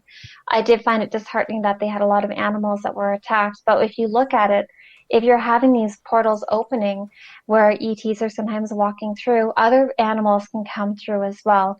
And that's one thing people don't realize when you see things like vortexes opening up or these rifts within the dimensions where it's interconnecting one place to another, is that an ET can open it. And if they don't know what they're doing, or if we open one with our consciousness, we can let things walk through like a doorway, and that can be very dangerous for ourselves as well as others. I do find it interesting that the Skinwalker Ranch did have a lot of ET activity overhead as well, and that the people didn't like going towards the ridge line, if I'm not mistaken. But I think that was a lot more ET activity up in that region, and they may have had ETs that put energetic force fields up saying, don't walk this way, don't come this way. And that could also result in the memory lapses that the people have, or they would have periods where they didn't quite remember what was going on in one specific area or another. I think that also accounts for the really weird beings that they had coming forward and attacking their flock, if I'm not mistaken, was these dimensions being partially open, and that's why it's kind of unrecognizable what type of being is attacking them. Drew wants to know, is your cat part of your channeling protocols? No, I have 3 cats, and they're just very friendly. All right. Cats are good at protecting you, though, because cats are seen as protectors of the underworld to help keep dimensional beings away. Kira is wondering, what is the highest dimensional being you have come in contact with? Please describe the interaction. Oh, sure. So I think it's either light beings or crystal beings. So light beings are one of my favorite types of beings in existence. As we talked about during the break, I believe they're often shown in things like the movie Knowing, which they're beings that are comprised of pure energetic mass. So when you actually look at a lot of the ascended masters, from the archangels to beings like that, and you ask them, what do you actually look like? What's your true form? Can you show me what they're really like? Don't show me the facade you think I want to see. Can you show me what you prefer to be viewed as?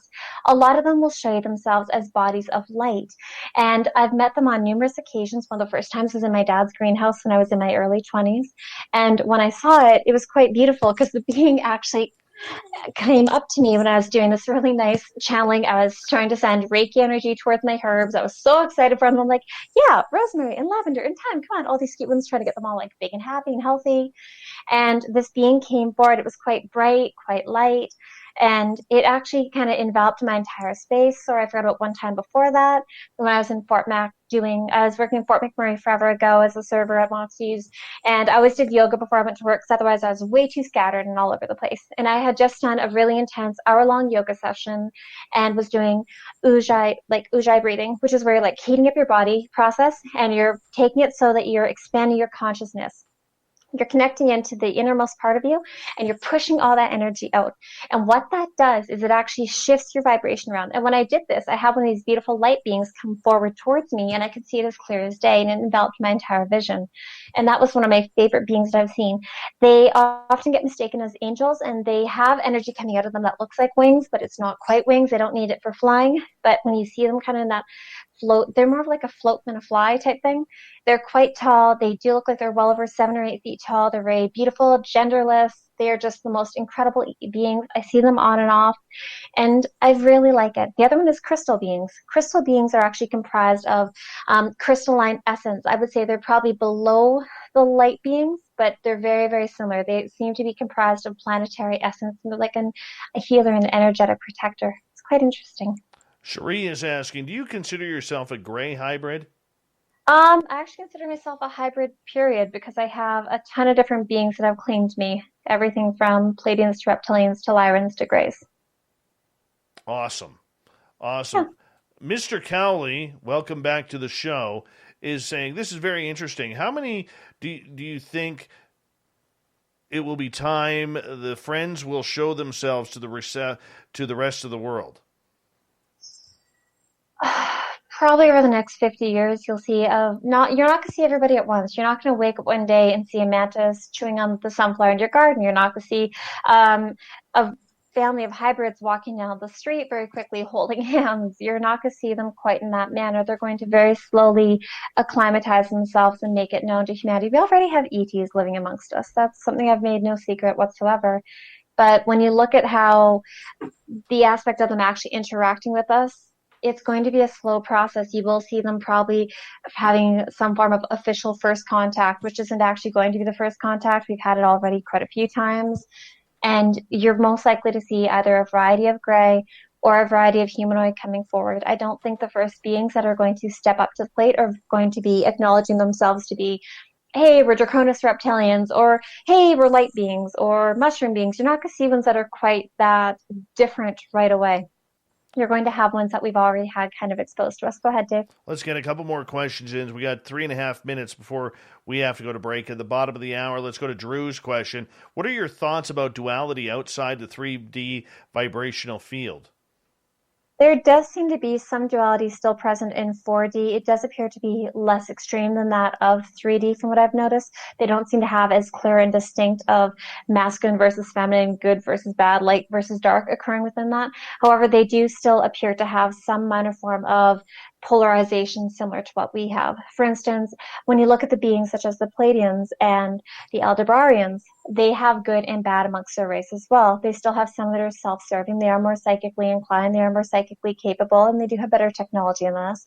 However, they do still have some within their own races that are still partially self-serving. They may be on the whole more towards the unity consciousness, more interconnected in that way, but they do still have beings within their own consciousness and their own species that do have contracts with beings that aren't as kind. For instance, I have seen a Pleiadian sabotage other Pleiadians, and it wasn't a nice one. It was one that was actually working against them, and his consciousness did appear to be more diminished than the others. So we do see this aspect of good and bad, because if you look at the Greys are of a higher dimension than us as well. And even though people are like, oh, they're Greys, they're not as good, which is silly, they think of them as being lesser than because they don't speak with their mouths, they don't have the same creative expression we do. And they, although of a higher dimension, they do still have a duality aspect, some that have more consciousness and emotions, and others that are more, in one sense, robotic-like, that are more numb to it. And so even as you go up the dimensions, you still see a polarization within them. Even the highest level dimensions that we get towards, look at the angelic beings that we all know, which are akin to be more light beings. We have good and bad within them as well. So please do not think that just because you reach 4D, 5D, 6D, that all the pains and problems fade away, because they don't. You're met with a different set of obstacles to deal with. It's more complex than we understand.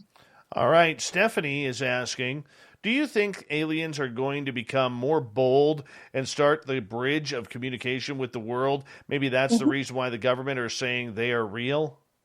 Yes, I do. I definitely think, Stephanie, that's the reason that we have this happening at this time, is the amount of people having contact, whether it's through processes like what Greer is doing, where we're having the CE whatever protocols taking place, or people just naturally going about their day-to-day life and seeing UFOs in the sky, as well as the aspect of ETs starting to come forward through, look at the way a lot of psychics are now. If you talk to most psychics, almost all of us have seen extraterrestrials of one form or another. They may not necessarily recognize them as extraterrestrials, but if you roughly describe to them what a gray is, what a reptilian is, what a mantis is, they're like, oh yeah, I've seen that. They may not know the term, but if you talk to them about it, these beings are making it more normalized. And the same thing is being said with these children that are coming in.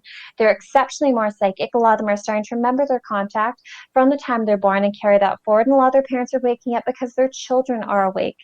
And so it's really interesting how these ETs are helping to wake up families by bringing in children that are wide awake and helping them to remember, oh my goodness, our family has been having contact for a long time, because we recognize that this child is having contact, and we're like, okay, if the kid's having this, what did I have happen?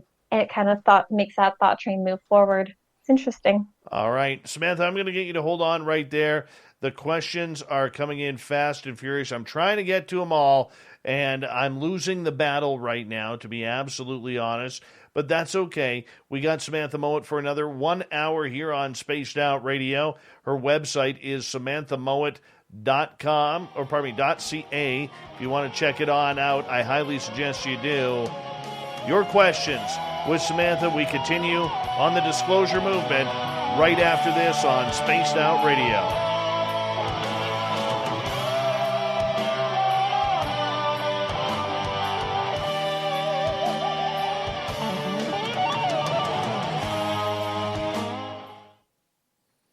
All right. Hi, AZ B-Boy. How you doing, man? Welcome back to the channel. I'm going to get caught up here with everybody here. Opa to you, Greco. What's happening? Where you been hiding? How's the restaurant? Where's our baklava? Please let us know. Jeremy Jones, I suddenly like the color red, and I'm not talking about Dave's shirt. Thank you. Thank you. And we appreciate that. I'll take the insult right there, while Samantha takes the compliment. Let's see here. All right, there's Sonia's question. You know what? I'll get to a few of these questions during the break here, if you don't mind. That way we can catch up a little bit, if you're cool with that, Sam. Mm-hmm. Okay. Let's do that. Cedric is Kim is asking, is Dave a hybrid? To an extent, yeah, definitely. Dave has a lot of ET DNA to him. Dave, look at you. You obviously have... Okay, fine. No, I'm teasing. Go ahead. Go ahead. I was going to say, you obviously have components of Anunnaki, and you look at your build. You don't have the delicateness of me, which is more prevalent in not only the Palladian type, but also in the extraterrestrial grays. You have more of the ability to put on muscle and bulk, and that's very commonly found within Anunnakis in particular. A lot of people within ufology, especially if you start looking, then you can start to recognize the different hybridization components to them. And the things I want you to look for is you'll find that within certain people, you'll see very strong reptilian brows. So when I say reptilian brows, you're going to want to look here at people. For people who have very strong brow lines, very common in reptilians. Same with like these more square jaw in them as well. And people that tend to have like very broad shoulders and very like athletic forms, very much so found in reptilians. Whereas more petite people, you have to look at them and go, okay, do you have like a gymnast body? In which case, where it's more of like that svelte, more soccer player type runner's body, you're going to see more commonly within Palladians as well as grays. Grays tend to be very tall and lanky, or very short and lanky, very interesting. And the same thing can be said when you look at some of the other human beings. Have you ever looked at somebody and looked at their eyes and went, wow, you have cat eyes. Like you have really like big expressive eyes, and those are very commonly found in Lyran hybrids, which is so cool. Whereas if you look at some of the other people, have you ever looked at someone, people that are more, oh, how can I explain this? Like when you meet people that are like, think of your wife. Think of the lovely Mrs. SOR, total earth angel, from the body to the way her energy is. Everything about that screams earth angel incarnate. And you can tell because they have the very sweet, gentle faces going on. They have the very, yes, Dave is definitely a hybrid. They have very gentle energy to them, very soft, sweet bodies. You're definitely a hybrid, Dave. That's funny. Thank you. All right. But people think hybrid and they just think gray, and that's silly. Go ahead. Tristan is asking, do you have a book? You don't have one yet, but it's coming. End of the year. All right. Cedric, can God particle be achieved through meditation? That's a good question. I honestly think it could be, but probably not by anybody in this physical form. The beings that are much more ascended and more psychically capable, I think would be able to do that. For instance, the light beings, the angelic beings, the crystal beings, definitely us, not as much. We're sporadic little monkeys with their little brains on acid who can't stay focused for 2 minutes. Yes, I have. I've seen smoky beings that are black, that are gray, some that are white. The ones that I've seen that are black have typically been a little more frustrating. They tend to be more void of color. They've been a little bit harassing towards my children as well as myself. Some that are gray, like it's almost like a gray mist that comes forward. They've been all right. They typically have found have been near dead people in particular. The ones that have been white and kind of smoky, they've come forward in particular when I've been at home and hanging with my children and watching things like Frozen, and they'll come in and they have like a very warm vibration, very nice, doesn't feel negative. They actually feel very kind. And you have to remember, a lot of the ones that we look at, like they could be things that we think are void of color, like black or white. And in their dimensions, they actually have color. We just don't perceive them as well. So please don't look at color and take it as any form of hierarchy or indication of goodness or badness. All right. Eamon, Are we going to get extended life or age regressed? Us not as easily, because the majority of us don't actually have access to the technology provided by the extraterrestrials and multidimensionals to have access to that. Most of you are not feeding off of Lucia. I'm certainly not feeding off the source consciousness vibration, which actually allows us to have continual cell regeneration going on. And for those of us who are lucky enough to have the extraterrestrials and multidimensionals heal our body when we're going through really traumatic things or really intense sicknesses, be it cancers, diabetes, things of that nature, we do tend to look a little bit younger for our age because of it. But in age regression, like we're hoping, probably not as easily. All right, we got less than a minute here. Jeff's quick question. Should we worry about alien presence on the dark side of the moon? It's already there, Jeff. They've been there for a very long time. It hasn't been much of a problem for you yet, so I wouldn't stress about it. All right. Good call. All right, big thanks to Science Bob, Murray, Andrew, Ed, Fapster, Vin, Chad, Cedric, and Horror Realm for the amazing super chats. Really do appreciate you taking the time to join us. Here we go with Samantha Mowat right now.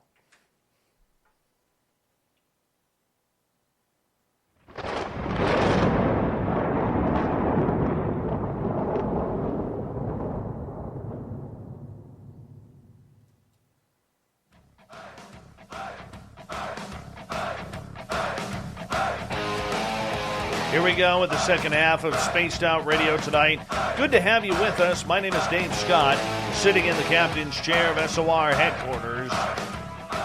Really appreciate you taking the time. Want to remind you that if you missed portions of this show or others, check out our free archives by going to youtube.com/Spaced Out Radio. Do old Davey the favor, hit that subscribe button. Our website, spacedoutradio.com. We have a plethora of features for you, including rocking out to Bumblefoot and reading up on Captain Shirk's SOR Newswire. Follow us on Twitter at Spaced Out Radio and Instagram, Spaced Out Radio Show. We continue on tonight with Samantha Mowat. We're talking all things to do with UFOs, disclosure, ET contact, and we're running with audience questions right now, and they are a ton of them.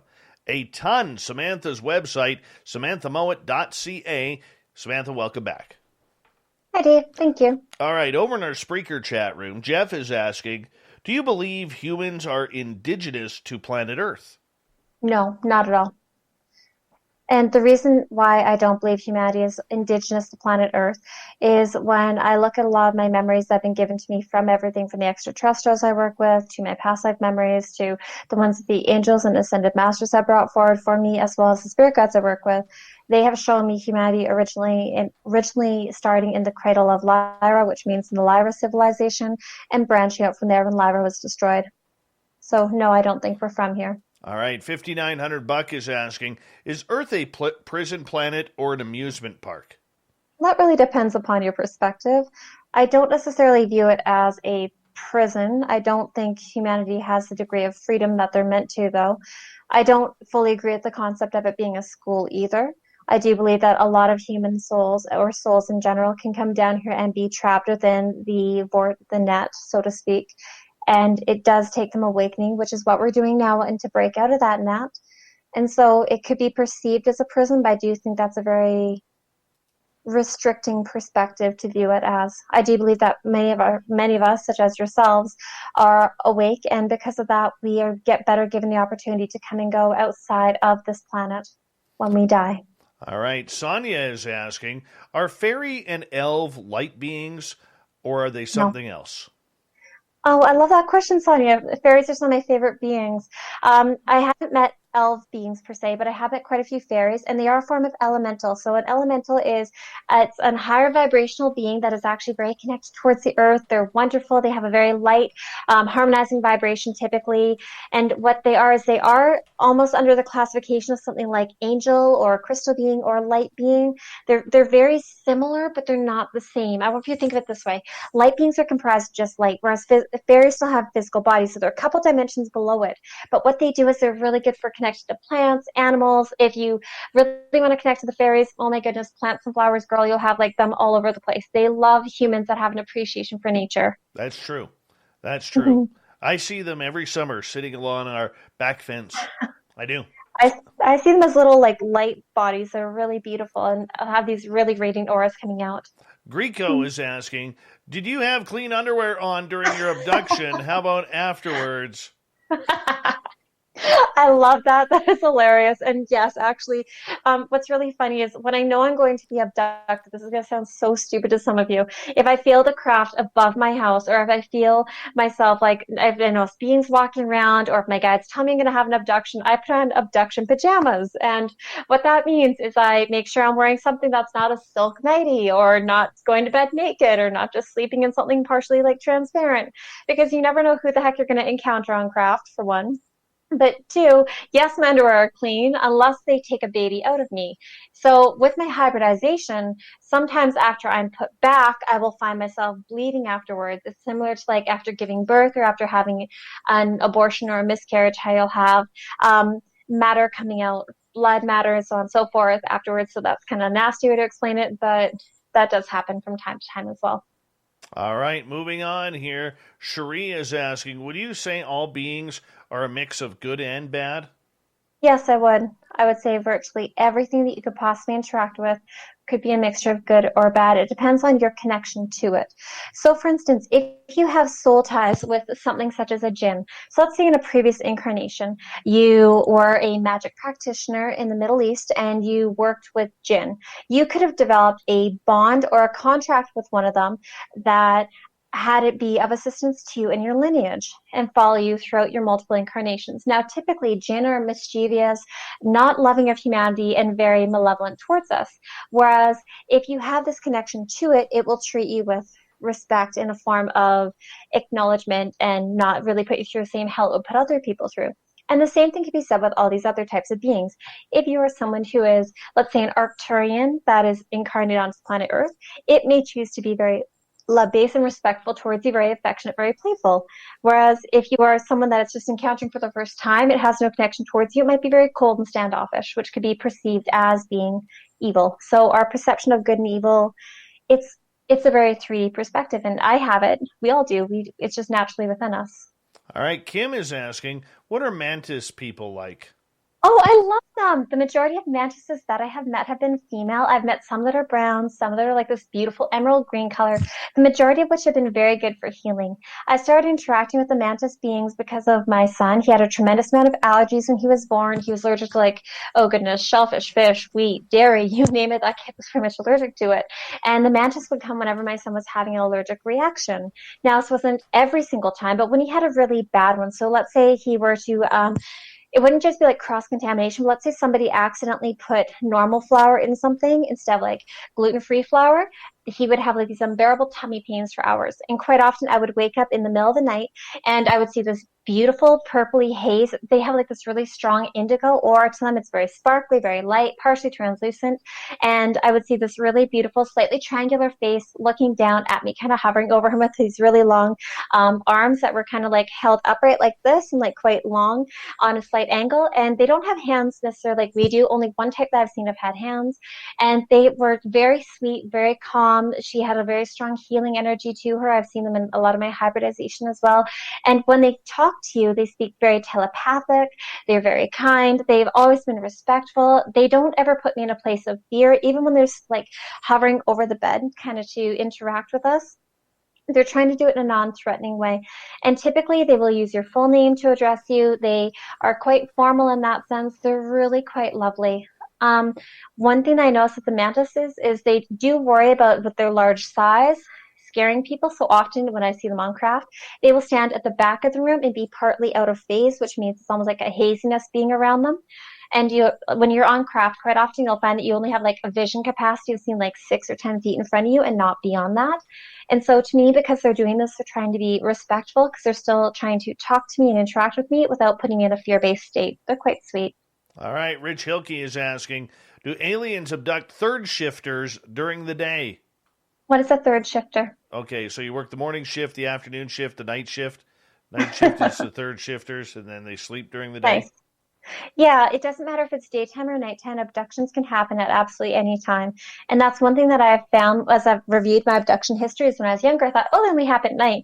And I started to really review it. I'm like, oh, goodness, I've been taken in the middle of the day and on a highway and in all sorts of wild and weird areas. It doesn't matter if you're at home or somewhere else. If they want to interact with you, they will interact with you. Perfect. Let's move on. Greco is wondering, will we grow tails again? I don't think so, although that'd be really cool and quite handy, wouldn't it? Tail would be interesting. I don't want... No, No, not at they're all. cute. Oh, no need for a tail. Come on. Dave, you could hang from a tree. It's like a hammock. It'd be awesome. No? No. I know you're thinking about it. I am thinking about it, but the answer is no. No, I'm good. Okay. All right. Well, Mozart is asking, can you share tips on astral projection? yeah, of course. So there's a couple things you want to do if you're going to do astral projection tonight. So what I recommend doing is you're going to, first of all, ask all the angels and guides you work with to put up energy protection around your property and then your home. And what you're going to do is you're going to do a light meditation before you go to bed. I recommend, if you know you're going to astral project that night, don't have coffee or alcohol within 4 or 5 hours of going to bed because it throws off your energetic vibration. Make sure you go pee beforehand. That way you don't wake up with a full bladder partway through. And you're going to wear clothing that's actually quite comfortable. So what that means is don't wear things that you're going to get overheated in, and don't wear things that are going to get you all tangled, because if you find somebody, like a dog jumps on the bed, it can actually wake you up out of your astral projection. So because it can actually move your clothes and make it uncomfortable. So what you're going to do is you're going to lay down and you're going to be very comfortable. I recommend doing it on your back, and you're going to relax your body one part at a time, starting at your toes. You're going to relax your toes, and once you feel your toes relax, you move all the way up your foot, up your ankles, all the way up to the top of your head. And when you feel your entire body being relaxed, it's kind of like this really weird like detachment feeling, like when you're on a roller coaster ride or something and you feel it unclick from like the track as it starts to move forward. It's kind of got that feeling to it, and you allow yourself to float up out of the body. It feels very similar to like that feeling of when you're just falling asleep and you feel like you're falling, and then you have that jerk that wakes you up. It's kind of like that. As well, if you want to do astral projection, you can ask the angels and your guides to help you with it, or you can start doing things like the tips recommended within Astral Dynamics by Robert Bruce. Fantastic book. I have so many good things to say about it. Astral projection is very easy and very fun. You already do it anyways, but learning how to do it consciously really does shift things around for your life. What are you looking at, Dave? I'm looking at my other screen here because I can see the chat in real time. Gotcha. That's what I'm looking at. No aliens up there. No, not under the desk. All right, and let's go to Kira's question. Why is the human soul of great interest to the ETs? It's not as much necessarily the human soul as of interest to the ET, so much as the human body. You have to look at our bodies and realize that we're actually comprised of multiple different types of extraterrestrial and multidimensional beings, genetics, all comprised together. Now, we don't all have the exact same percentages within our bodies. The human soul isn't quite right. For instance, your soul will have incarnations in different dimensions, on different planets, and can make the choice to come down here. Next lifetime, you might be Andromeda, or you might be in Taketo, or you might be wherever the heck it is you choose to be. You might be in Procyon, for all I know. Now, when these ETs are looking at us, the majority of the time they're wanting to have interactions with humans. If it's on a soul level, so with your astral consciousness, it's because they recognize you as awakening, and chances are they're trying to interact with you. And that would mean that they probably have a contract, with you to help shift things around and help to project you forward on your life's mission and path. Whereas when they're taking the human body, it's because they see the genetic composition of that human, and there's aspects to it that they either want to modify or utilize. So when I say modify, that means things like if, for instance, you start developing cancers, infections, things that could cause a problem for the body later, they will come switch that around. Whereas if it's in relation to things like hybridization, they may alter the chemical composition of your hormones and your endocrine system, and even the hormones within your brain to help make it so you're more, in some cases, aroused or more focused on the aspect of breeding. Other times it'll put you into more maternal mode to help you if you're going to be interacting with hybrids, or even to put you in a more calm serotonin space if you're going to be having school on craft, things of that nature. They really do have an interest in our genetics because we do have not only so much genetic diversity, but the majority of us do have this way of our body that it's very different than even the other humans within the universe. It's not that we're special, so to speak, so much as it's like we're this really interesting experiment that they're trying to better understand and trying to better adjust and modify. We have been... Go ahead. Go ahead. Please finish up. Oh, I was just going to say we have been reset several times, and with each reset, they've had to shift things within us to alter the percentages overall. And that's why some races of humans have different traits. It's not just the physical traits like hair color, eye color, that mundane nonsense. I'm actually talking about they will have different percentages of different ET-DNAs within them, more prevalently. All right. Van Gogh is asking, what's the most prominent hidden leak introduced in movies, recent or old, that stands out to you? That's a really good question. And I honestly don't know. A lot of the movies that I watch I'm not very good at going through a movie from beginning to end. I know it's going to sound really weird, but most of the time movies put me into an altered state and I pass out. So I'm pretty notorious for falling asleep within 20 minutes of a movie. So I'm not really the right person to ask that of. I'm sorry. I haven't seen anything new outside of things like Disney movies in the last couple of years. All right. Yeah, I don't blame you. I'm pretty much the same way. I'm more on home gardening shows right now. Home shows. Trying to figure out my garden. Cherie is asking, do you believe that starseeds can only be Sirian or Pleiadian? No, not at all, Cherie. A starseed could be anything. You could be a reptilian starseed. You could be a Procyon starseed. You could be someone who's from, for instance, any of the water worlds as well that are starseeds. When we think of starseeds, it is more commonly known about the Sirians and the Pleiadians, but you could actually be a whole gambit of things. We have people on this planet that are actually starseeds of different types of ETs that we don't even necessarily recognize very easily. So, for instance, when I first started having some of my clients coming to me that were, they're having beings coming forth that were multidimensional in nature, that I looked at them like, okay, this is a humanoid type being. It's bipedal. It has like 2 arms, 2 legs, a face. It's clearly very cognizant, very conscious, and they're bird. They're part bird to me. I'm like, what the heck is this? And I found out they're carrion. So I'm like, okay, Carion. I'm like, okay, so it's a form of multidimensional being that's part bird. That's cool. And they started interacting with all these other ones that were coming forward that were everything from like part cats. So you have your Lyrans. Lyrans actually broken up into 2 types of starseeds. You have the cat Lyrans or feline Lyrans, and then you have the humanoid Lyrans, which is where humanity comes from. Very interesting. And then you have some that are actually part dog, which I'm not sure where they're from. They could be from Sirius as well. I'm not positive. I heard from some that they claim to be from Sirius. I'm not absolutely certain about that. And even so, you can actually have a whole range of beings that are starseed. All right. Tony is asking, hi, Samantha. Hi, Dave. Could Samantha please tell us what her thoughts are on Sasquatch and any connection with UFOs and or ETs? Thank you, from Tony in West Wales, United Kingdom. Nice. Oh, I love the UK. One thing that I feel about Sasquatch is I actually really have a lot of respect for the Sasquatch that have come forward in my readings, as well as the one that I did interact with in my one reptilian encounter. It did show empathy towards me, all things considered, but it I knew that it wasn't able to help me and it wasn't able to be beneficial to me, even though it would have liked to, but it knew that with the reptilians that were abducting me at that time, that it wouldn't be able to do anything without compromising its own safety. And I respect a being that is very cognizant and conscious of that aspect. The Sasquatch are beautiful people, and they are found all throughout the world. People think Sasquatch are just in North America, and they're not. They're found all throughout Asia, moving up through Russia as well. They're very commonly found there. They're probably found in South America, although I'm not absolutely certain about that. When we look at this component, though, the Sasquatch that I have met, they've all typically been more of a brownish coloring, very beautiful. They're quite tall, like 7 or 8 feet tall, more of like a very strong build, kind of like how Dave has like very big shoulders, kind of like that, and quite tall. They weren't wearing clothing. It did seem very nice. It did seem more telepathically focused. And the ones that have come forward in my readings, they do seem very kind as well. They do seem to have a mixture of male and female, some that are young and old. But from what I've noticed, they do seem to be able to travel very quickly. The one that I saw, it was there for a moment, then kind of disappeared. And to me, that means tremendous psychic abilities as well. Very cognizant and capable. All right, let's move on. Sovereign is asking, why do aliens eat human livers? Well, the only ones I could think of that would eat a human liver would be some varieties of reptilian, not all reptilians. Some reptilians don't even eat meat.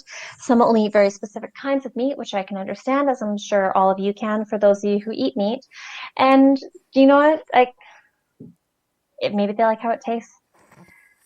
Hey, why not? Everybody's got their dining taste. AZ Boy is asking, is it worth taking the risk? What if we get bad aliens? We already have taken the risk. We don't have a choice about taking this risk or not. It's already unfolding before us. Whether we like it or not, disclosure is going to happen. These beings have been coming for the entire time that we've been on this planet. We're not even from here. I mean, some of these beings think that we're the ones that have kind of overstepped our boundaries to be on this planet. We kind of have, and that's part of why some of the reptilians, especially some of the inner Earth reptilians, are not so pleased with us and have the sense of humans don't deserve to be here. I get that. But whether it's worth the risk or not, you don't have a choice. You may as well do it. Yeah, we can probably encounter bad ETs, but you could also go to your grocery store and get shot. I mean, is it worth going to get groceries? Yes, because you still got to eat. And is it worth going on a date with that person that you just met? Well, you know you want to meet somebody and have them in your life, so you take that risk all the time anyways. It's just another form of trusting your intuition and having healthy boundaries. Like we talked about earlier, the good beings want us to be very sovereign in the way that we approach disclosure, rather than handing the reins over and be like, yep, you have more technology. You could fix our pollution. You can fix our problems. Great, fix us. Yep, we'll hand over whatever you want. All right. Kevin is asking, how should you wrap your aliens to keep them from going bad? I love this. I want to say beeswax. Beeswax is always a good option. Tinfoil? Tinfoil? Yeah, that could be good. Tinfoil? On the head, maybe? Sure. Sure. All right. Greco, is it true our ET friends are brewing hybrids to play for the Toronto Maple Leafs? They will. That would be so cool. They still will not win a Stanley Cup, Greco. They might. I hope. I'm hoping for them. I will ask. One thing I've noticed is that a lot of the ETs, especially the ones that do seem to be more reptilian focused, do tend to have the right form for playing football, baseball, and hockey. So I think you'd be more inclined to have a human reptilian mix to get that combination going for you. All right. The Michael LeJ is asking, I still have electrical vibrations running through my body at night. What is that? That depends on two things. When you feel the electrical vibrations, do you feel it coming from inside the body, or is something else coming from outside? Because you could have something like a craft nearby that's actually causing for the electrical vibrations to come in, your body's sensing it. Or if you're feeling vibrations within the body, it could be your consciousness getting ready to leave the body. For instance, astral projection. It can feel like you're having your soul separate. Sometimes that can feel like a vibration too. All right. Eamon is asking, what about the soul trap? Going to the light gets your memory repressed and then sent back. I don't necessarily agree with that, because when I've astral projected, I've moved towards the light before and I haven't had a problem. It depends. I do think this comes back to what we discussed earlier, where we have some souls that are more so have been on this planet a long time, and other souls that are coming from other dimensions who aren't as prone to the same trickery as the other ones we talked about. This does go back into the net. The net is there to catch souls and recycle them to an extent. Yes, I agree with that, Eamon. But when it doesn't work on everybody, it really doesn't. And because you're aware of that component, you can always choose where your soul goes. You make the choice when you die. In the same way you astral project and you can go to higher dimensions or lower dimensions, it's the same thing as when you die. You can make the choice to go towards the light or project somewhere else. We got 2 minutes before we got to go to break here at the top of the hour. Samantha Mowat is our guest tonight. Azrazel is asking, what's up with all the anal probing? Well, I've never been anal probed, so that's a very good question. I've definitely heard about people who have. I've actually heard from quite a few people that they've been anally probed, but luckily they've stayed away from my butt, so I'm really happy about that. Although I could ask, and they'll probably get some really skewed expressions, but I will ask the next time that I'm abducted. Well, you know what? From what I have heard from people like Melinda Leslie and Lorian Fenton, it's because that's the way they stimulate the man's prostate for ejaculation in order to steal the man's sperm in order to help create hybrid children. To an extent, yes, but to an extent, no. I also know quite a few men that have gone through the hybridization process who don't have to have that happen. For instance, in one of my more recent hybridization encounters in the last year and a half, I had myself and another woman there to stimulate a man that we're both being bred with, to have him get right to the point of ejaculation and then them collect the sperm by having something else go over the top of the penis. So I don't think they always choose to go through the butt. Oh, look at that. Sorry. Look Sorry at that. All right. Drew is quickly. We got 45 seconds. If one's consciousness is understood, how does duality exist? That's a really good question. I think the only one that would have a true understanding of everything and clear reflection would actually be the source consciousness. I think we're all fractions of that don't have a clear understanding, in the same way that a portion of the spider web does not understand the true spider web itself. All we see is the portions that are connected to us. Well, there you go. There you go. Now that you worked up the audience on the whole anal probing aspect and went, UFO porn on us, that's Samantha's new website, ufoporn.com. No, I'm teasing. I would make a lot more money if I did that. This is true. If you do that, I'm getting in on that, just so you know. I like a cut of that money. Thank you. All right, not a problem. Hey, I know I've missed a bunch of questions from the chat room. We're going to try and get through more, and please post more if you're in one of our chat rooms or on Twitter during the show. Samantha, we got her for another 30 minutes. Then we're going to join Vancouver and The Shift with Shane, The Newswire, and The Thought of the Day. Stay tuned.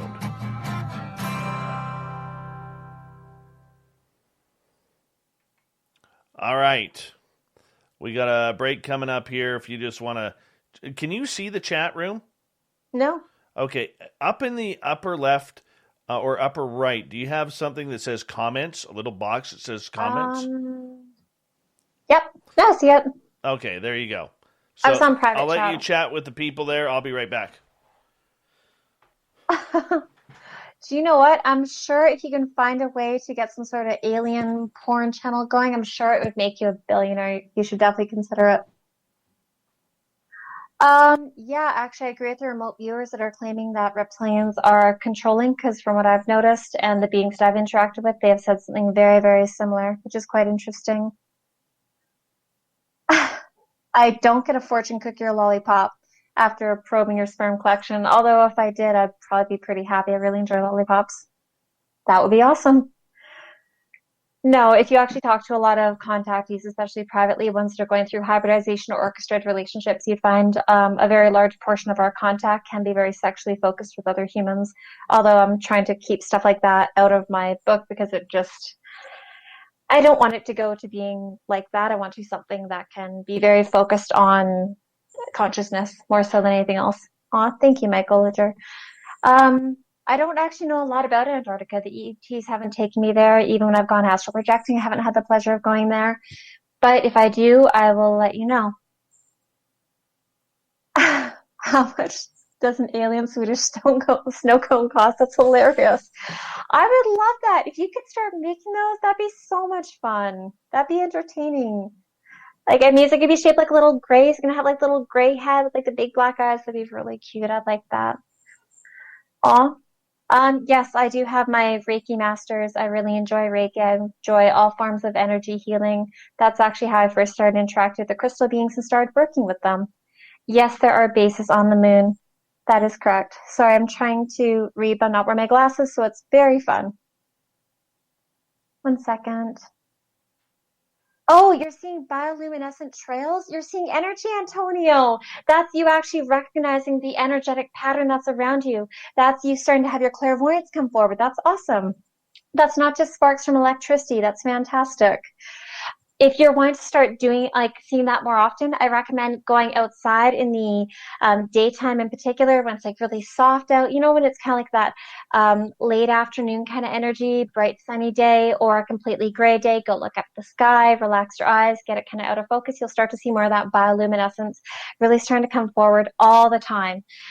It just takes a couple seconds to relax the eyes and train it. The more you start doing that and seeing those little sparks moving all over the place in every which zigzag pattern, the sooner you'll start to see auras.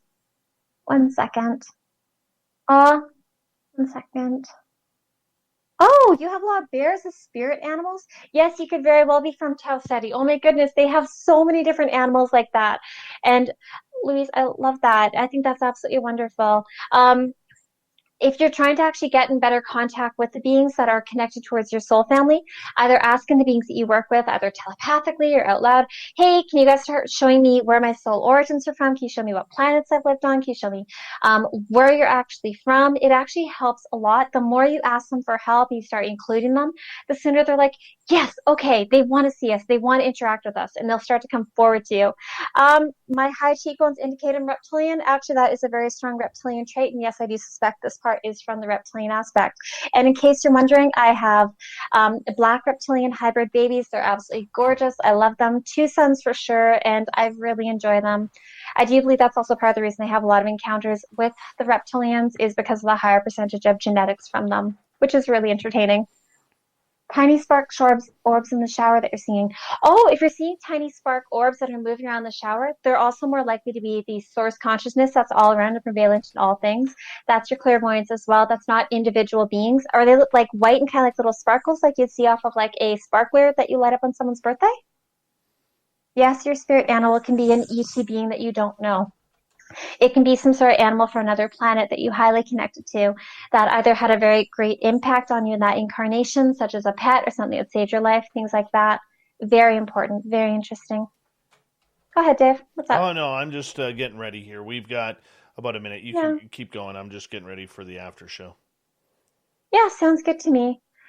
Where do our loved ones go when they pass away? That depends on your loved ones. Some choose to hang out in limbo for quite a long time, staying around the people that they love, and kind of as like a ghost type thing, hang out around the planet Earth. Some people choose to leave the planet right away and go to other dimensions for healing and reflection upon their incarnation. Some people choose to incarnate right away if they want to get back into the game, whether it's on this planet or others, very depending upon the soul. There's not one set template for every soul, so it's quite interesting. Oh, I've never heard of blue-skinned humans attacking people. That's interesting, Ted. I've met quite a few of them, and I haven't had a problem with them, so I'm sorry to hear that you went through that. That sounds really frustrating. All right, we've got 1 minute. Oh, sorry, I was just trying to read. I didn't bring my glasses, so kind of fun trying to read right now. Oh, okay. I'm sorry. No, it's all good. You're good. Don't worry about it. All right, well, I'm all set up here, so we're all good here. Hi, Ted, for Quirion. How are you? Welcome to Spaced Out Radio's chat room. I probably butchered your last name, but I appreciate you coming on in. And remember, we're going to try and get in as many questions as we can to Samantha when we come back.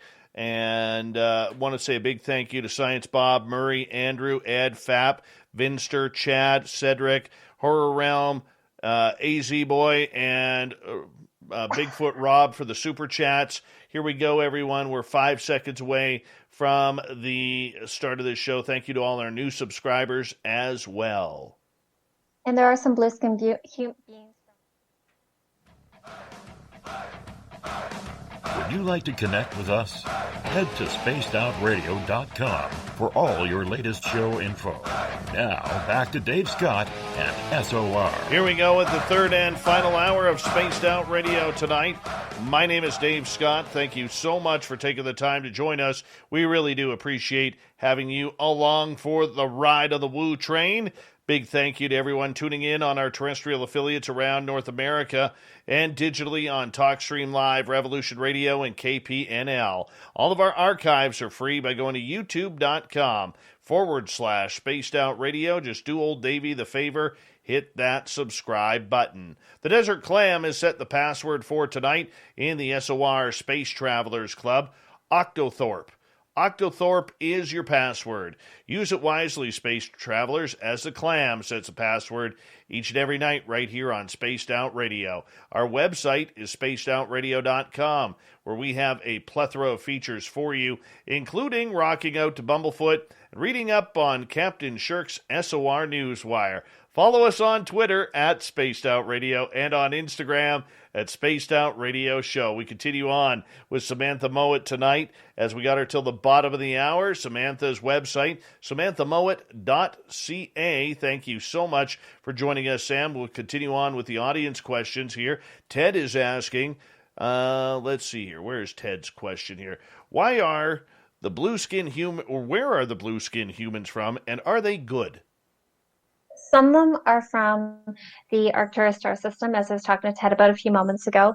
Not all of them, but some of them, because we can actually have multiple different locations for beings of the same skin tone and similar in appearance coming from. So in the same way that you can have people of any race on planet Earth coming from any which direction. Just because somebody is, let's say, blue doesn't mean they're just coming from Arcturus. Now, you mentioned the fact that these three try to take you through a portal, which to me, because they're using portal technology, that screams a being that is a higher consciousness or technological consciousness than we are capable of. So I'd place them on par with the Arcturians that I've dealt with. Pardon me. So to me, that means they're more multidimensional than physically focused because they didn't have a mechanical craft come over you. So to me, that means they're not from this dimension necessarily. That would be a multidimensional encounter. All right. Greco says, do aliens have any dating advice? I love that one. I saw that. Actually, yes, if you interact with Palladian type beings, they don't actually have monogamy where they're from. They believe in being with people as long as your energies are aligned. So what that means is they don't actually have weddings or marriages in the way that we do. They will have children with people sometimes, but they will typically be together as long as the two energies are in cohesion or vibrational similarity. So as soon as they're no longer in compatibility vibration-wise with one another, they go their own directions, which I think is a much more harmonized way than our traditional viewpoint and standard of dating. All right. How does one choose, this is from Mozart, between the higher and lower dimensions on astral projection? Oh, so what you're going to do is if you look at everything, everything is energy, especially emotions. Your emotions before you go to sleep are really going to determine whether or not you go to a higher dimensional plane or a lower dimensional plane. If you're dealing with a lot of stress, anxiety, PTSD, depression, things like that, you're more prone to going to the lower astral. So when I'm really wanting to fix myself to go towards a higher dimensional plane to interact with my angels, my guides, stuff like that before I go to sleep, I really focus on my gratitude. I'll focus on it for like 2 or 5 minutes before I go to sleep. It's like, oh, I'm so grateful for the light, the curtains, whatever, looking around the room. It's a cheater's way of raising my vibration. Whereas if I'm already asleep and astral projecting and I was like, oh, damn, I'm in the lower astral again. Sometimes it takes a moment for you actually have to stop and think of where do I want to go? And then you focus on a time or a place, and then you kind of pull your consciousness there. That's how you change where you're located. That can take you to lower dimensions or higher dimensions, is when you focus your intention upon one location in particular. Ryan is asking, what is the devil to you, Samantha? Anyone who isn't kind. Anyone who, it doesn't matter what species you are, it doesn't matter what your origination is.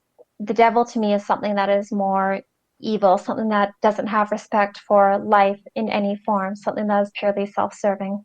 The devil in the construct that's described as by most people doesn't make sense to me. All right. Tony is asking, Samantha, could you please give us your thoughts about the cryptid creature Dogman?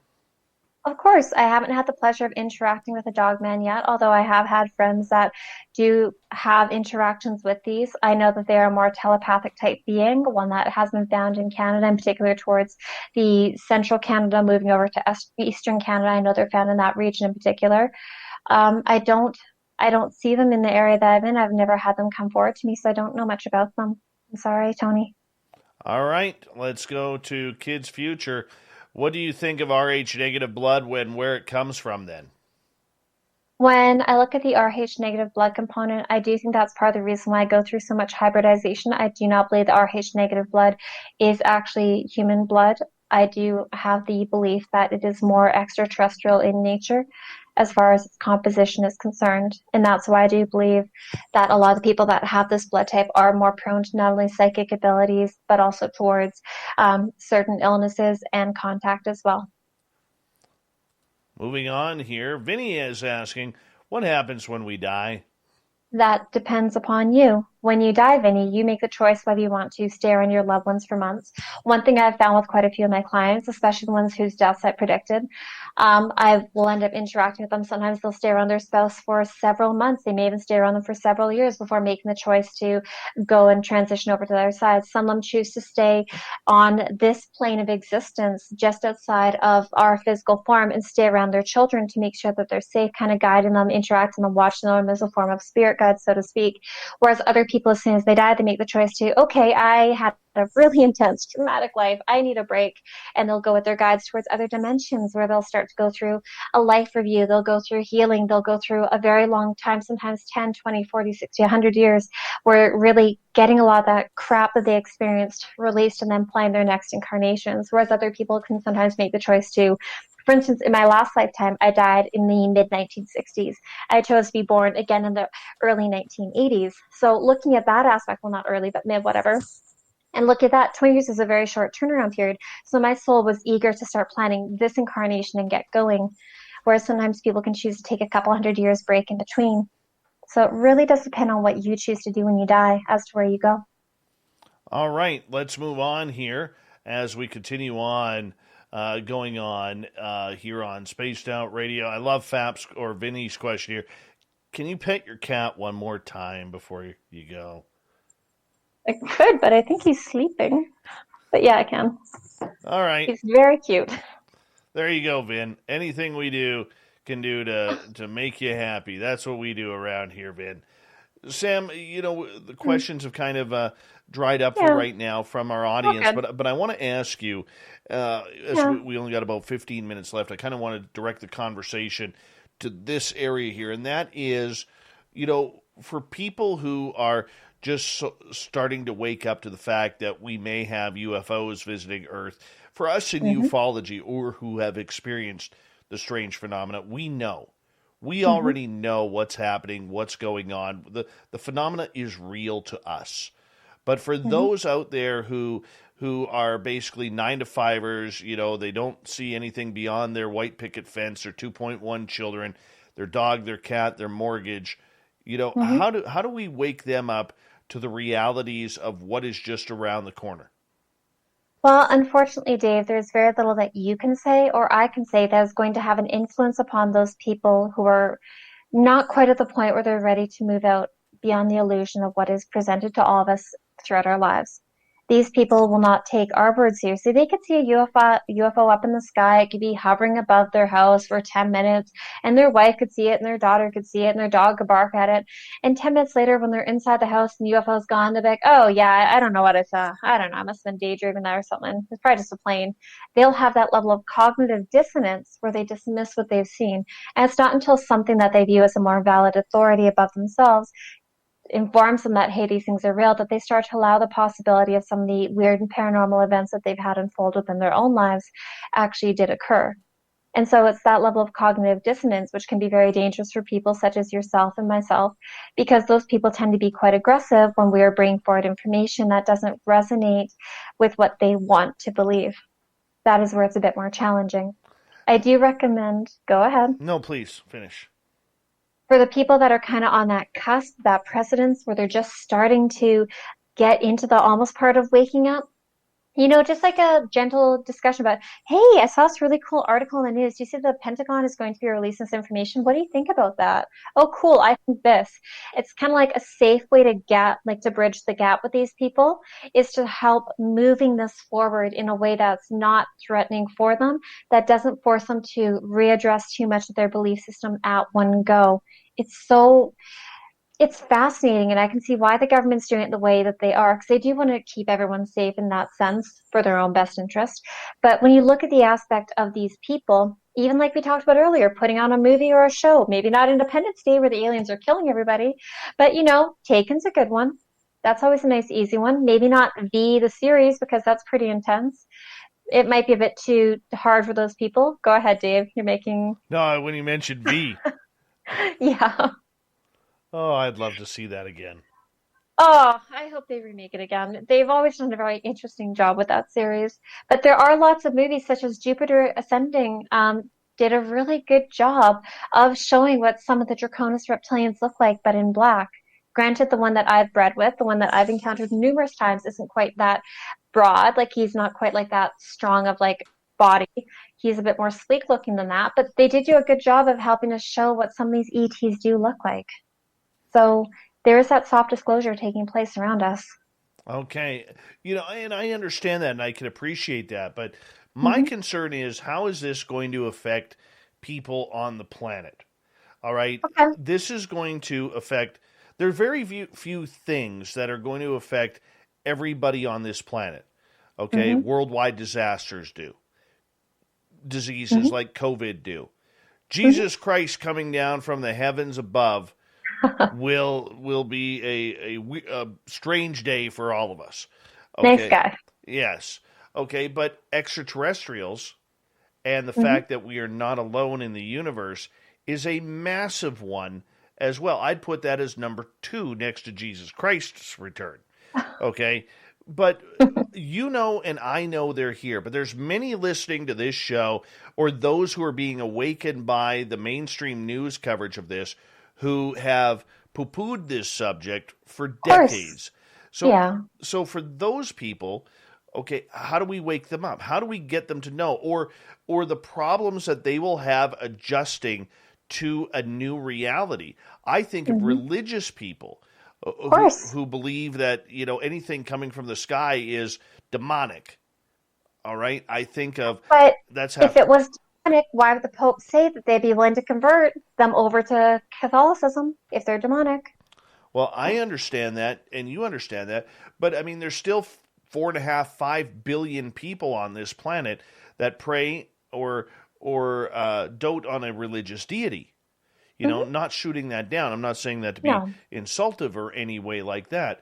But I look at the financial markets.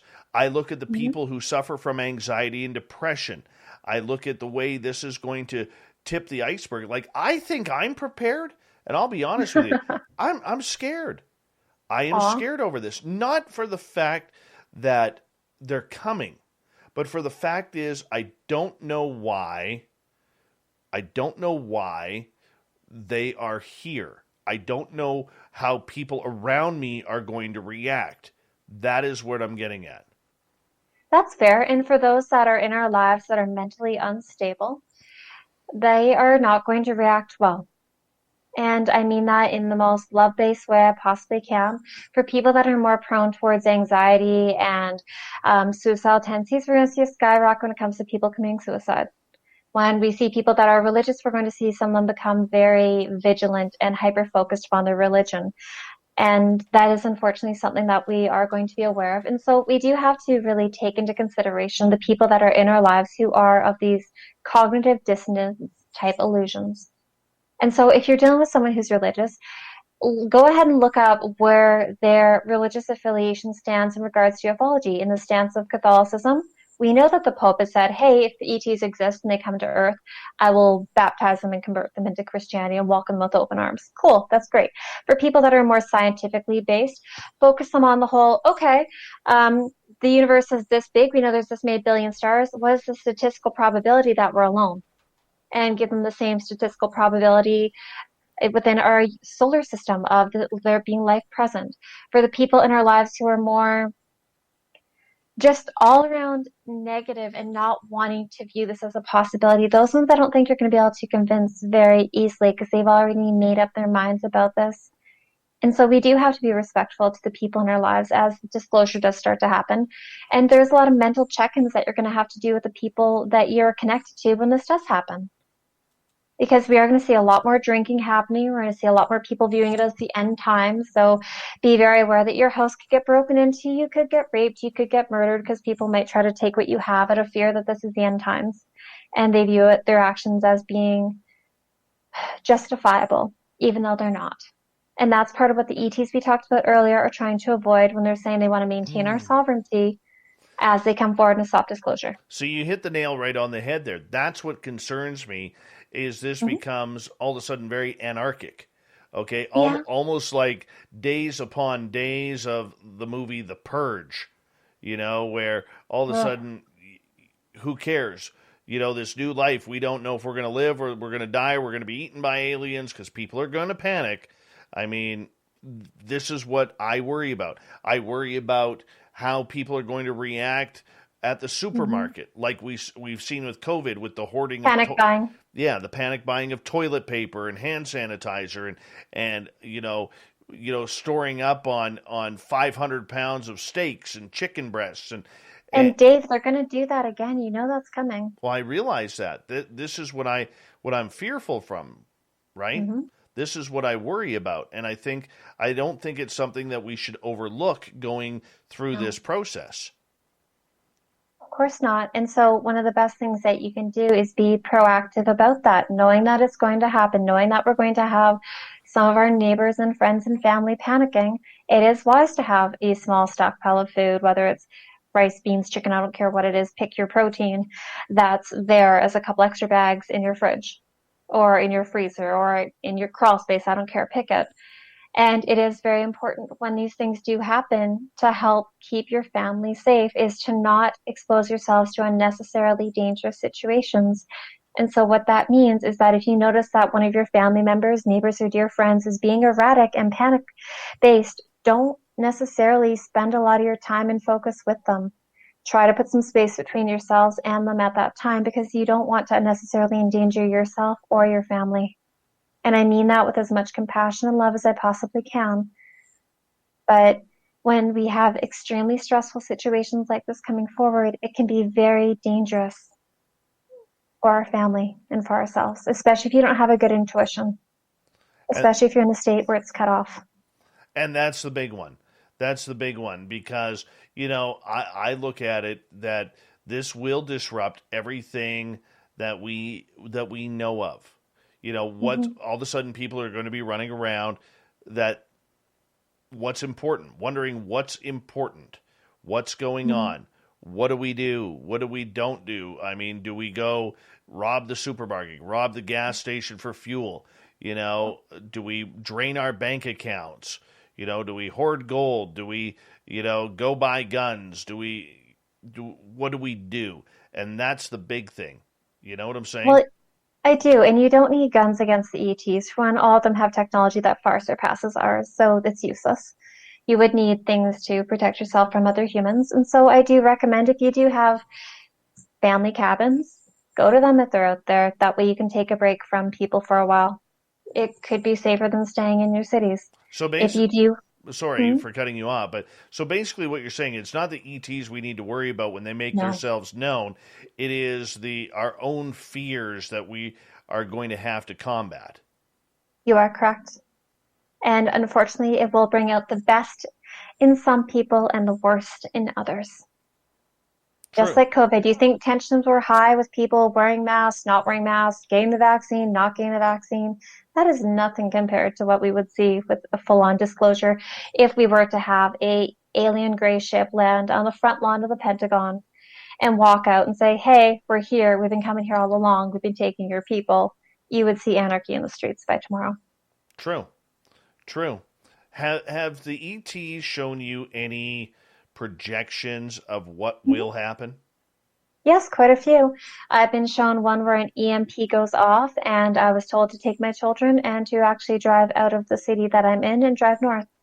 In other ones, upon moving up here, they showed me something similar happening where different ETs were coming forward, and they were presenting themselves as a race that wanted to actually be not so kind to humanity and humans panicking, and they told me to leave my dogs, leave my cats, someone else will take care of them, and to take my children and drive west. The ETs that I work with have explained that if this is going to be going sour at all, my children and I are taking off planet until things settle down. I'm So coming. I actually I'm feel coming with you. I'm I coming feel with you. bad for people that are left down here because everything that they have shown is the ETs have stressed that we need to normalize ET contact as much as possible. We have to help people better connect into their psychic abilities and use their own bodies as barometers to connect into their intuition to tell them if they're safe or if they're not safe, rather than the fear mongering, which is a very high probability of a false flag alien invasion. So what are you hoarding when they come? Metamucil, Jello. I don't think, judging by the one comment the one gentleman said about people in their underwear, I don't think you have to hoard Metamucil. But if you do choose to do things like hoarding, vitamins are never a bad idea. Rice is never a bad idea. Things that actually have nutrient value, like protein powders and workout shakes, things that have all the nutrients you need. It's very cool. It's very cool. We Mm-hmm. have about just over 90 seconds left Of with course. you tonight, and I want to say always a Mm-hmm. pleasure and a thank you to have you come on this show. You're one of my best friends, Yay. and I am so enamored to have you as a very close friend, and not only me, but my family as well. And you are brilliant when it comes to this. And Thank you. I think the world needs to continue to hear your message, because whatever is coming and whatever we're being prepared for, we're not prepared for. No, we're not. But thank you so much for having me on, Dave. And all of you, if something does happen, ask your angels and guides for help with everything from food to water to shelter to safety. Believe me, you have this wonderful team working with you. Utilize them and use them. It's your best resource at hand. I agree with you on that. We got a minute to go. Let everybody know where they could find your website and your YouTube channel. Of course. So I'm on YouTube at Samantha Mowat. I am at www.samanthamowat.ca, as in Canada, of course. You're most welcome, Antonio. I really had a good time. I will be starting TikTok soon for those of you wanting to better understand everything from ET contact to psychic abilities, little tips and tricks how to make yourself a lot more psychic at a much quicker rate, as well as how to recognize the different types of ETs and angelic beings and stuff like that coming around, because my guides want me to move from YouTube over to the platform of TikTok for easier viewing for people. It should be fun. You should have fun, and you will. Mm-hmm. And Samantha, in my opinion, you're one of the best, and we really do appreciate you coming on Spaced Out Radio, and Yeah. we'll always do it soon, every few Of course. months, because that's what we Yeah. do. And as soon as that border opens up, Science Bob is hopping in the motorhome. Him and his wife Nice. Sharon are driving Yay. up, and he wants to go see some aliens in the forest with you. Sounds like fun. I can't wait. We'll love it. SamanthaMowat.ca is her website. Samantha Mowat, everybody. Coming up next, we're going to join Shane in the shift in Vancouver. Then we're going to get to the news wire and the thought of the day. Stay tuned. Spaced Out Radio continues right after this.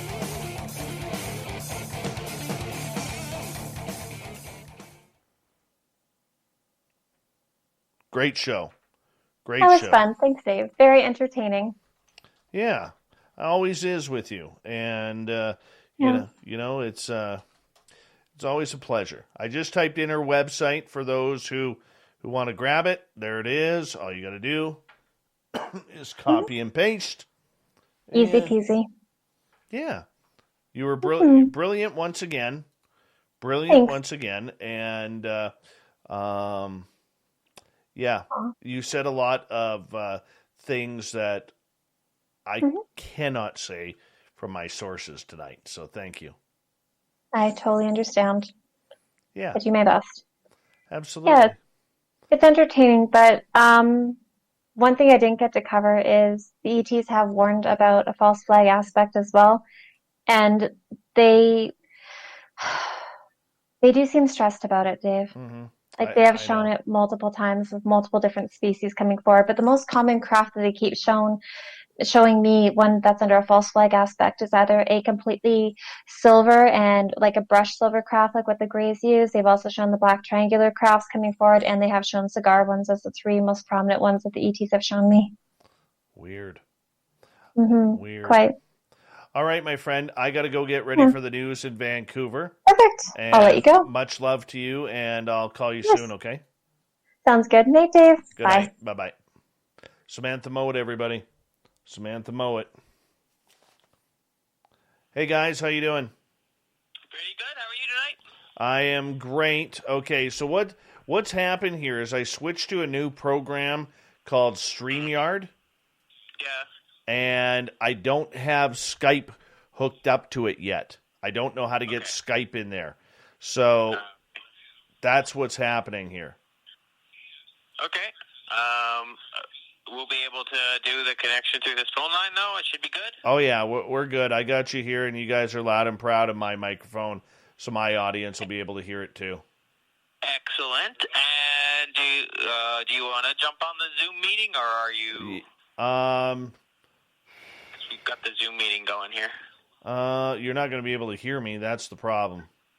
Because I'm all connected through StreamYard. They won't be able to hear you on the Zoom meeting? Or do you just want me... Yeah, no, they're not going to be able to see me because my camera is live on my YouTube channel right now. Okay, that's fine then. I'll let them know. Yeah. So we'll just do this audio-wise. Okay, sounds good. All right. Still going to be about, over 2 minutes here, but then we'll be with you. Yeah, sounds good. Awesome. Thank you. All right, brother. Let's turn that down for a little bit. So I get the news ready. All right. Thank you guys for everything. I know I couldn't get to all the questions out there. And I really would love to try and get you guys all the questions for Samantha. The chat room was moving just way too fast that I couldn't grab as many of the questions that I wanted to because the chat room kept skipping on me. So I do apologize about that. Excuse me. But we will get Samantha back very soon and go from there. And, it's good times, everyone. Good times. And for those of you who are new to Samantha, she's the one who I saw the alien in the forest with, literally 25 minutes after I met her on April 15th, 2014. And, she's very special to me. So, it's all good. Let's see here. Let's go here. All right. So we are up here in just a little bit.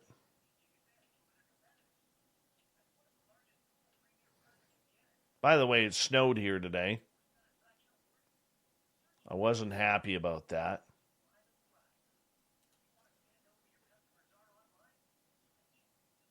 Hi, Bombshell Bomber. Monolith, I know you had a question. I apologize that I didn't get to it. We'll see how it goes.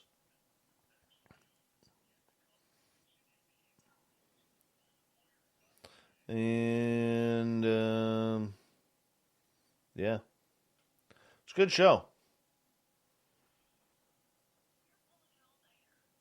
All right. We're going to come back here.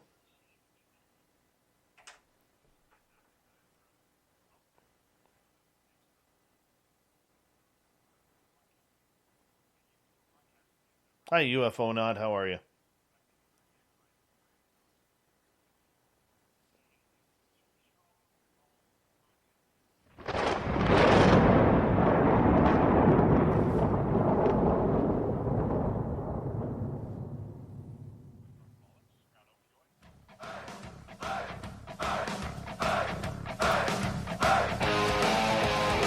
We rounded third. We're heading for home tonight on Spaced Out Radio. My name is Dave Scott. Thank you so much for taking the time to join us. Really do appreciate earning your listening ears. I want to remind you that if you've missed most of this show or others, check out our free archives by going to youtube.com/Spaced Out Radio. Just do me the favor, hit that subscribe button. Our website, spacedoutradio.com, where we have a plethora of features for you, including rocking out to Bumblefoot and reading up on Captain Shirk's SOR Newswire. We're going to head over to Vancouver, hook up with our good buddy Shane from The Shift on the Chorus Radio Network that goes right across Canada. And Shane, how you doing, man?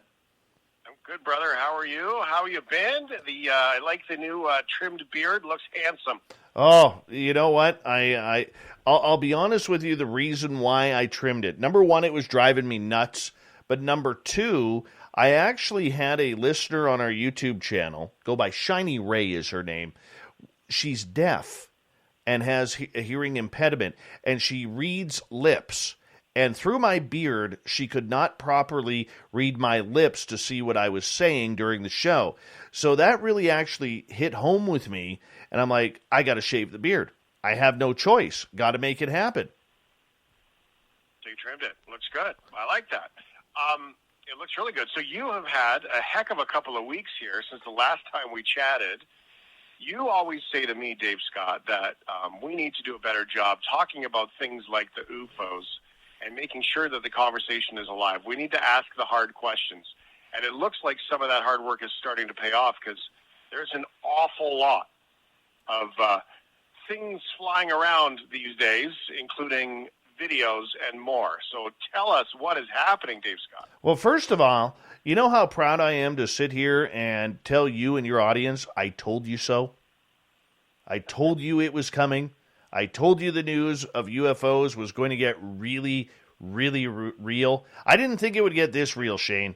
I really didn't think it would get this real. So for people who are not sure what I'm talking about, June 25th is the big day where we are going to see the Pentagon release the files of what allegedly the United States government knows about UFOs. Now, a lot of these military groups and alphabet agencies are kind of playing dumb on the topic, saying, well, we didn't know this was going on, but guess what? They did. They've got files for years. My personal bet in thinking of what's going to go on here very soon is there's a lot of media hype going on with this because the media, as we have talked over the last year that you and I have been doing this, Shane, was really and has really been caught off guard. The amazing part here in Canada is we have every media outlet, even those on the Chorus Radio Network, who are reporting all of these stories in the United States. But guess what? Not a single reporter has approached Prime Minister Trudeau or Harjit Sajjan, our Minister of Defense, and said, hey, what does Canada know about these UFOs? What do they know what's going on? Do you not think it's time that maybe we ask that question since it's such a hot-button topic down south? I would imagine Canadian politicians are just drooling at the fact that everybody's eyes are on America right now on all these videos that are coming out. There are some. I've talked to a couple. There are some. They're not ready to go public yet because they don't even know in Canada what agency is actually carrying the UFO files. Look, the public ones we know are the Ministry of Defense. We know that they are scrambling CF-18 Hornets to try and intercept these craft. We also know that we haven't had any fighter pilots come out saying that this has happened, even though we know it's happened. How do we know it's happened? Because there are reports out there that have come out publicly through the Transportation Safety Board and NAV Canada. The question is, why aren't the pilots talking about it? Who is our commander, David Fravor? Who is the Canadian David Fravor, the fighter pilot who intercepted the Tic Tac? Who is the Canadian version of that? We need that person to come out, or that radar operator on one of Canada's ships in the Navy to come out and say, this is what we saw. I don't care if it's behind a dark screen or a shadow screen and we change your voice. You got to come out, you got to help out and represent what you saw. This is a topic that isn't going away, and we need to figure out, for Canadians' sake, where we are, that we need to know what's going on and what is our role. Now, from what I'm hearing, Shane, our role is to just pass the information over to Big Brother down south. The Americans, through NORAD, want it all. And that's fine. They've been collecting it for years. Apparently, there was an agreement that stopped in the 1990s between Canada and the United States on UFOs. That may have been rekindled again under a different program or through NORAD. But from what I'm hearing right now, the Canadians are scrambling to try and figure out what do we do with this information? Where is the information going? Because they are knowing that the pressure will come on very soon on them.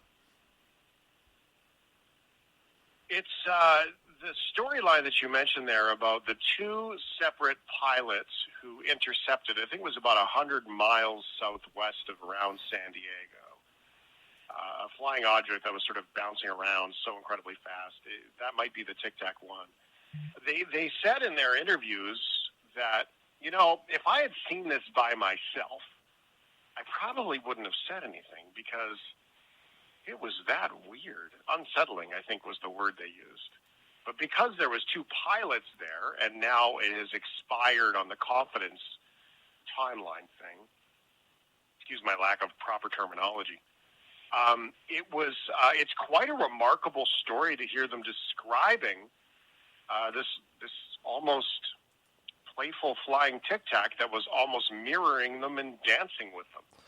Well, the funny part about it is the pilots, David Fravor, who was Commander David Fravor, he was the lead pilot on this. And then there was former Navy pilot Lieutenant Ryan Graves, who intercepted one on the East Coast in Virginia Beach in 2014. They have come out and really said that these objects have been happening for years, and it is daily.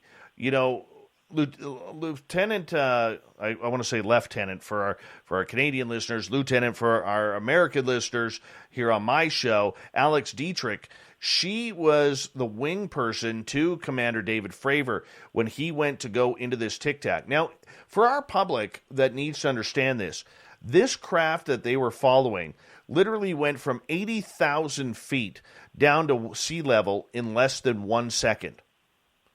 Less than 1 second. Imagine how fast that is.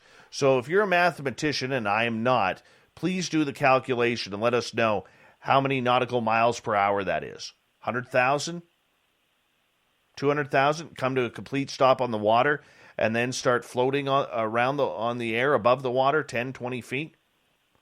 How ridiculous is that? And these pilots saw this, and they're talking publicly now. They're encouraging other pilots of the United States Navy, both past and present, to come out and talk about these incidents. Now, Alex Dietrich, she went on to say that these reports are happening daily. Now, we have to remember up here in Canada, if these reports are happening daily around the United States Armed Forces and their training facilities, it's happening around the world. It's happening in Canada. It's happening in Russia. It's happening in China, Japan, Great Britain. They're just not talking about it. It's the Americans who've decided to talk about it. Now it's just the United States Navy. The Air Force wants nothing to do with this story. They are still quite silent on the whole thing. But this is where we are. And it's time for people to believe that this is something that is truly, truly amazing going on, and everybody should start paying attention. There's a remarkable video that was, it's trending, and it's this one. It's at globalnews.ca. It's a video of a UFO. It's one of the nighttime Spectrum cameras that captured the video, and they call it a leaked video. The UFO is flying hits the brakes just above the water, but then submerges. So what do you know about that storyline around UFOs flying into the ocean and maybe hiding down in the depths? There is a very good possibility that is happening. These craft, including the Tic Tac that Commander David Fravor saw, literally went into the water and was able to come out. These have propulsion systems that can seem to go very fast underwater. We're talking like 400 or 500 knots underwater, and then come right out of the water and take off into the air and shoot up into space within milliseconds. This is something that the Navy is checking out. They want to know how these craft are able to fly in the sky and go underwater at the same time. This is a reality. That video that you're seeing, which was released by Jeremy Corbell and George Knapp from Mystery Wire, is very real. This is another one of those videos that has been released by the Pentagon. My sources are telling me that Corbell is going to be getting more videos coming around soon that will be released before the June 25th date. Look, they're laying it out on the line. The big question that we need to be asking ourselves right now, Shane, and this is what we've been discussing for the last couple of months on our show, is why now? Why now? Why is this all of a sudden important? For 70 years, they've called people who see UFOs and aliens lunatics, tinfoil hat-wearing conspiracy theorists, nothing but nighttime convenience store clerks with no dental plan who've never made more than minimum wage. Trust me, everybody in ufology has heard every incident and insult possible. Okay, people in this field who believe in this have lost family members due to thinking that, so-and-so is a little bit off right now. He sees aliens. And you know what? The conspiracy of it all is coming true. The question is, how much is it going to come true? And there's a lot of people who've sacrificed, but we also have to remember in that why now question, why is it important for the military to come out? Why is this all of a sudden taking government heat? Now, there's two theories that are going on this side of the microphone. Number one, and this is my opinion, and it's getting a little bit of legs on social media lately. Number one, there's always been this rumor led by a gentleman named Dr. Stephen Greer who claims that there is an alien war that's going to be a false flag that's potentially coming, an alien invasion. And we got to be prepared for that, this false flag. Number two, which I find a little bit more credible, even though it sounds a little bit more woo, is that we are hearing as well that maybe, just maybe, contact was made and those from above have given us a date on when they will be arriving. It's not going to be this year. It's not going to be next year. Maybe as early as 5 years, maybe as long as 30. One important source that I go to on a regular basis told me, be prepared for your children and my children when they are grandparents to be living with extraterrestrials on this planet. How scary is that? That's terrifying to me, unless they're like super nice and they happen to, I don't know, pick up after my children. That would be really helpful because then I could, really, use the help around the house as a single dad with 2 kids. But I'm doubting that would be why they would travel all this time to get here. So here's a question. You took us there very naturally, but Jeff asks this, a question for your UFO guy. Apparently you're my UFO guy. Thank you. If the United Nations got any single government or whatever country came out and confirmed that there was actual proof of UFOs and aliens in the world, what do you think the world's reaction would be? Would we be ready as a civilization for full disclosure? No. Now, there are people who believe that we need to get this out for the betterment of humankind. Luis Elizondo has been saying that. But we have to also understand, too, there are real ramifications of this happening. And this is why I do believe this is going to be very, very slow of a process. It's going to affect the markets. It's going to affect every person on this planet. There are very few things in this world and in our lifetimes that will affect each and every one of us. A comet smashing into Earth from space would affect us all. COVID has affected us all. If Jesus Christ himself comes down from the heavens, it will affect us all. All right? The fact that we are not alone in the universe will affect everybody on this planet. There's a lot of people out there who are going to be afraid. We're going to see, people stockpiling on toilet paper and Metamucil and hand gloves and bullets and everything. And I say that with some humor, but look what we've seen so far with COVID. Look at the people in the U.S. when the computer problem happened with the gas company in the U.S. and everybody was grabbing shopping bags to fill up with gasoline because they wanted to make sure they have gas. We are a panicked society right now. If we all of a sudden throw into the fact that we could be being visited by extraterrestrials, who knows what we're going to do on this planet? People are going to be hoarding. People are going to be stealing. It is going to be anarchic for a while. People are going to be running into the forest and living off of wildlife. I'm not trying to hit the fear factor button because I'm not into the fear porn of it all. But there is a real reality of what is going to happen here, and we got to be prepared for it. Yeah, you know what? And it's the reality of that's the way that we've seen people react. That's for sure. Spaced Out Radio, Dave Scott, check it out. It's fantastic work that you've done. And you're right, man. You nailed it. I did get a text, by the way. 80,000 feet per second is the equivalent of 54,545.445 miles per hour. That's fast. Thank you very much. That's very fast. Thanks for being here, brother. It's so great to hear your voice. I appreciate you. Next month, I will promise you that we will have some big news regarding this.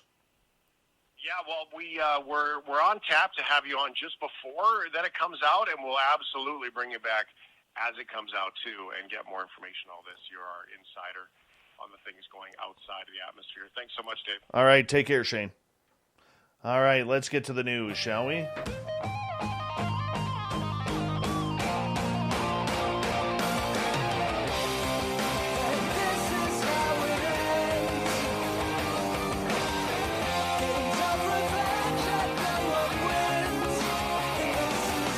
The news is always changing, which is why we bring you the SOR Newswire at the back end of every show, where we get to the weird, the strange, the wacky, and sometimes the really odd. There's this couple in the United States that are so in love that they've decided that they're going to be chained up together. Or maybe they're in Russia. No, it's the Ukrainians, everyone. It's the Ukrainians.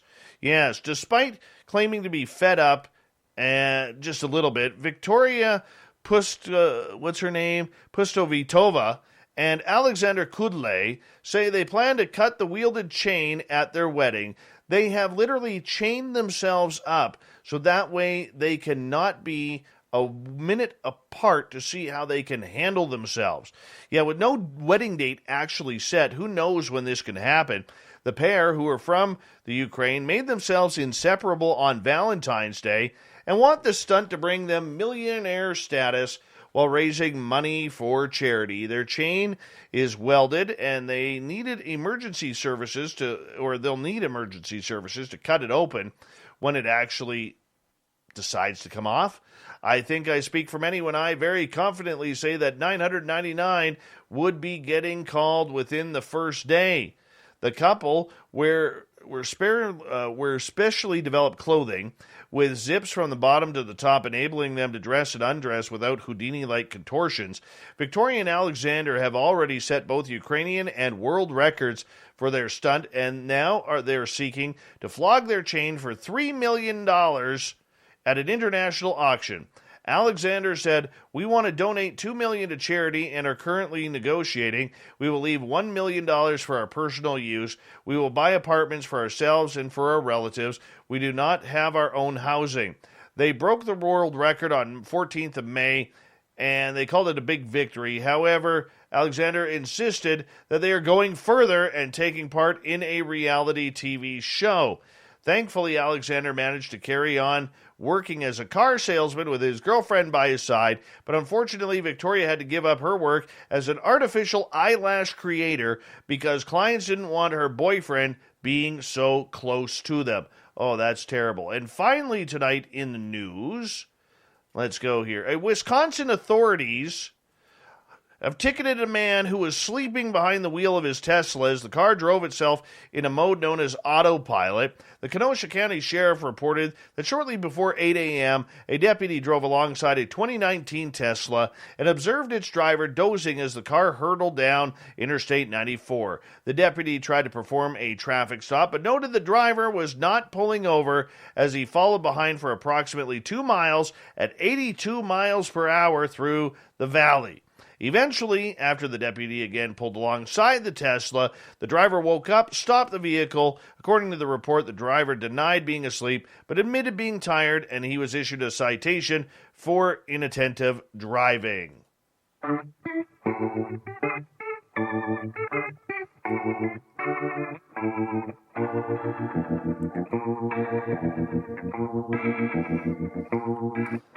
Let's get right to the thought of the day, shall we?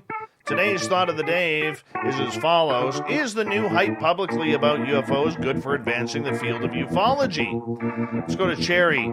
Ufology is a field science? Absolutely not. Perhaps for a marginal few humans who may benefit monetarily from it. Michael, good for the subject only if actually legitimate and programmatic.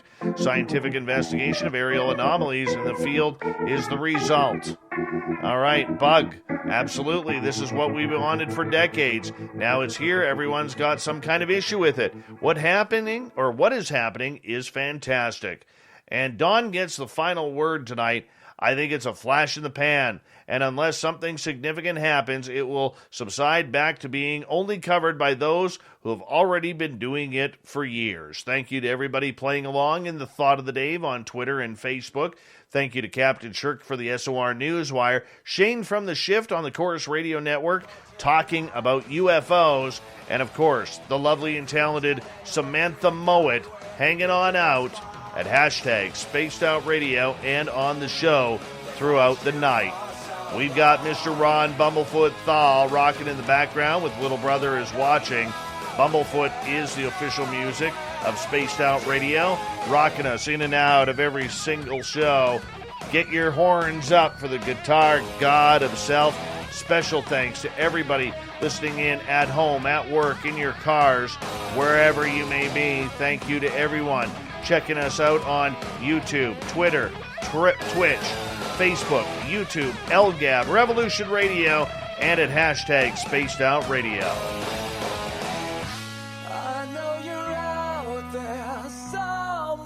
Remember, this show is copyright by Spaced Out Radio and SOR Media Ventures Limited. Thank you so much for choosing to share your evening with us, because together, my friends, we own the night. Mr. Bumblefoot, we need a favor. We need you to take us home.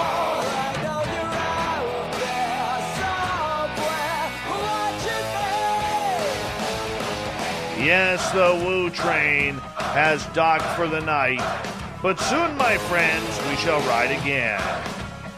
Your seats are always available. Your tickets never expire. And if you want to bring a friend, we've got room for them too. Good night.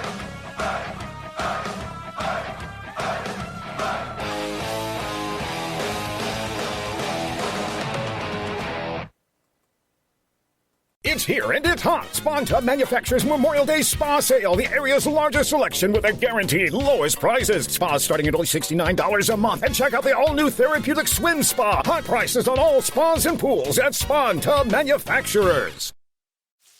This is a hamburger. And this, friends, is a Whataburger. A fresh 100% beef patty so big it can only fit on a 5-inch bun. Oh, there's another. Someone's going for a double.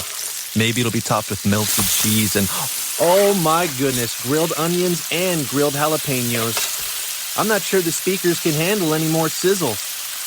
Good thing you can do more than just hear the difference. Good thing there's Whataburger.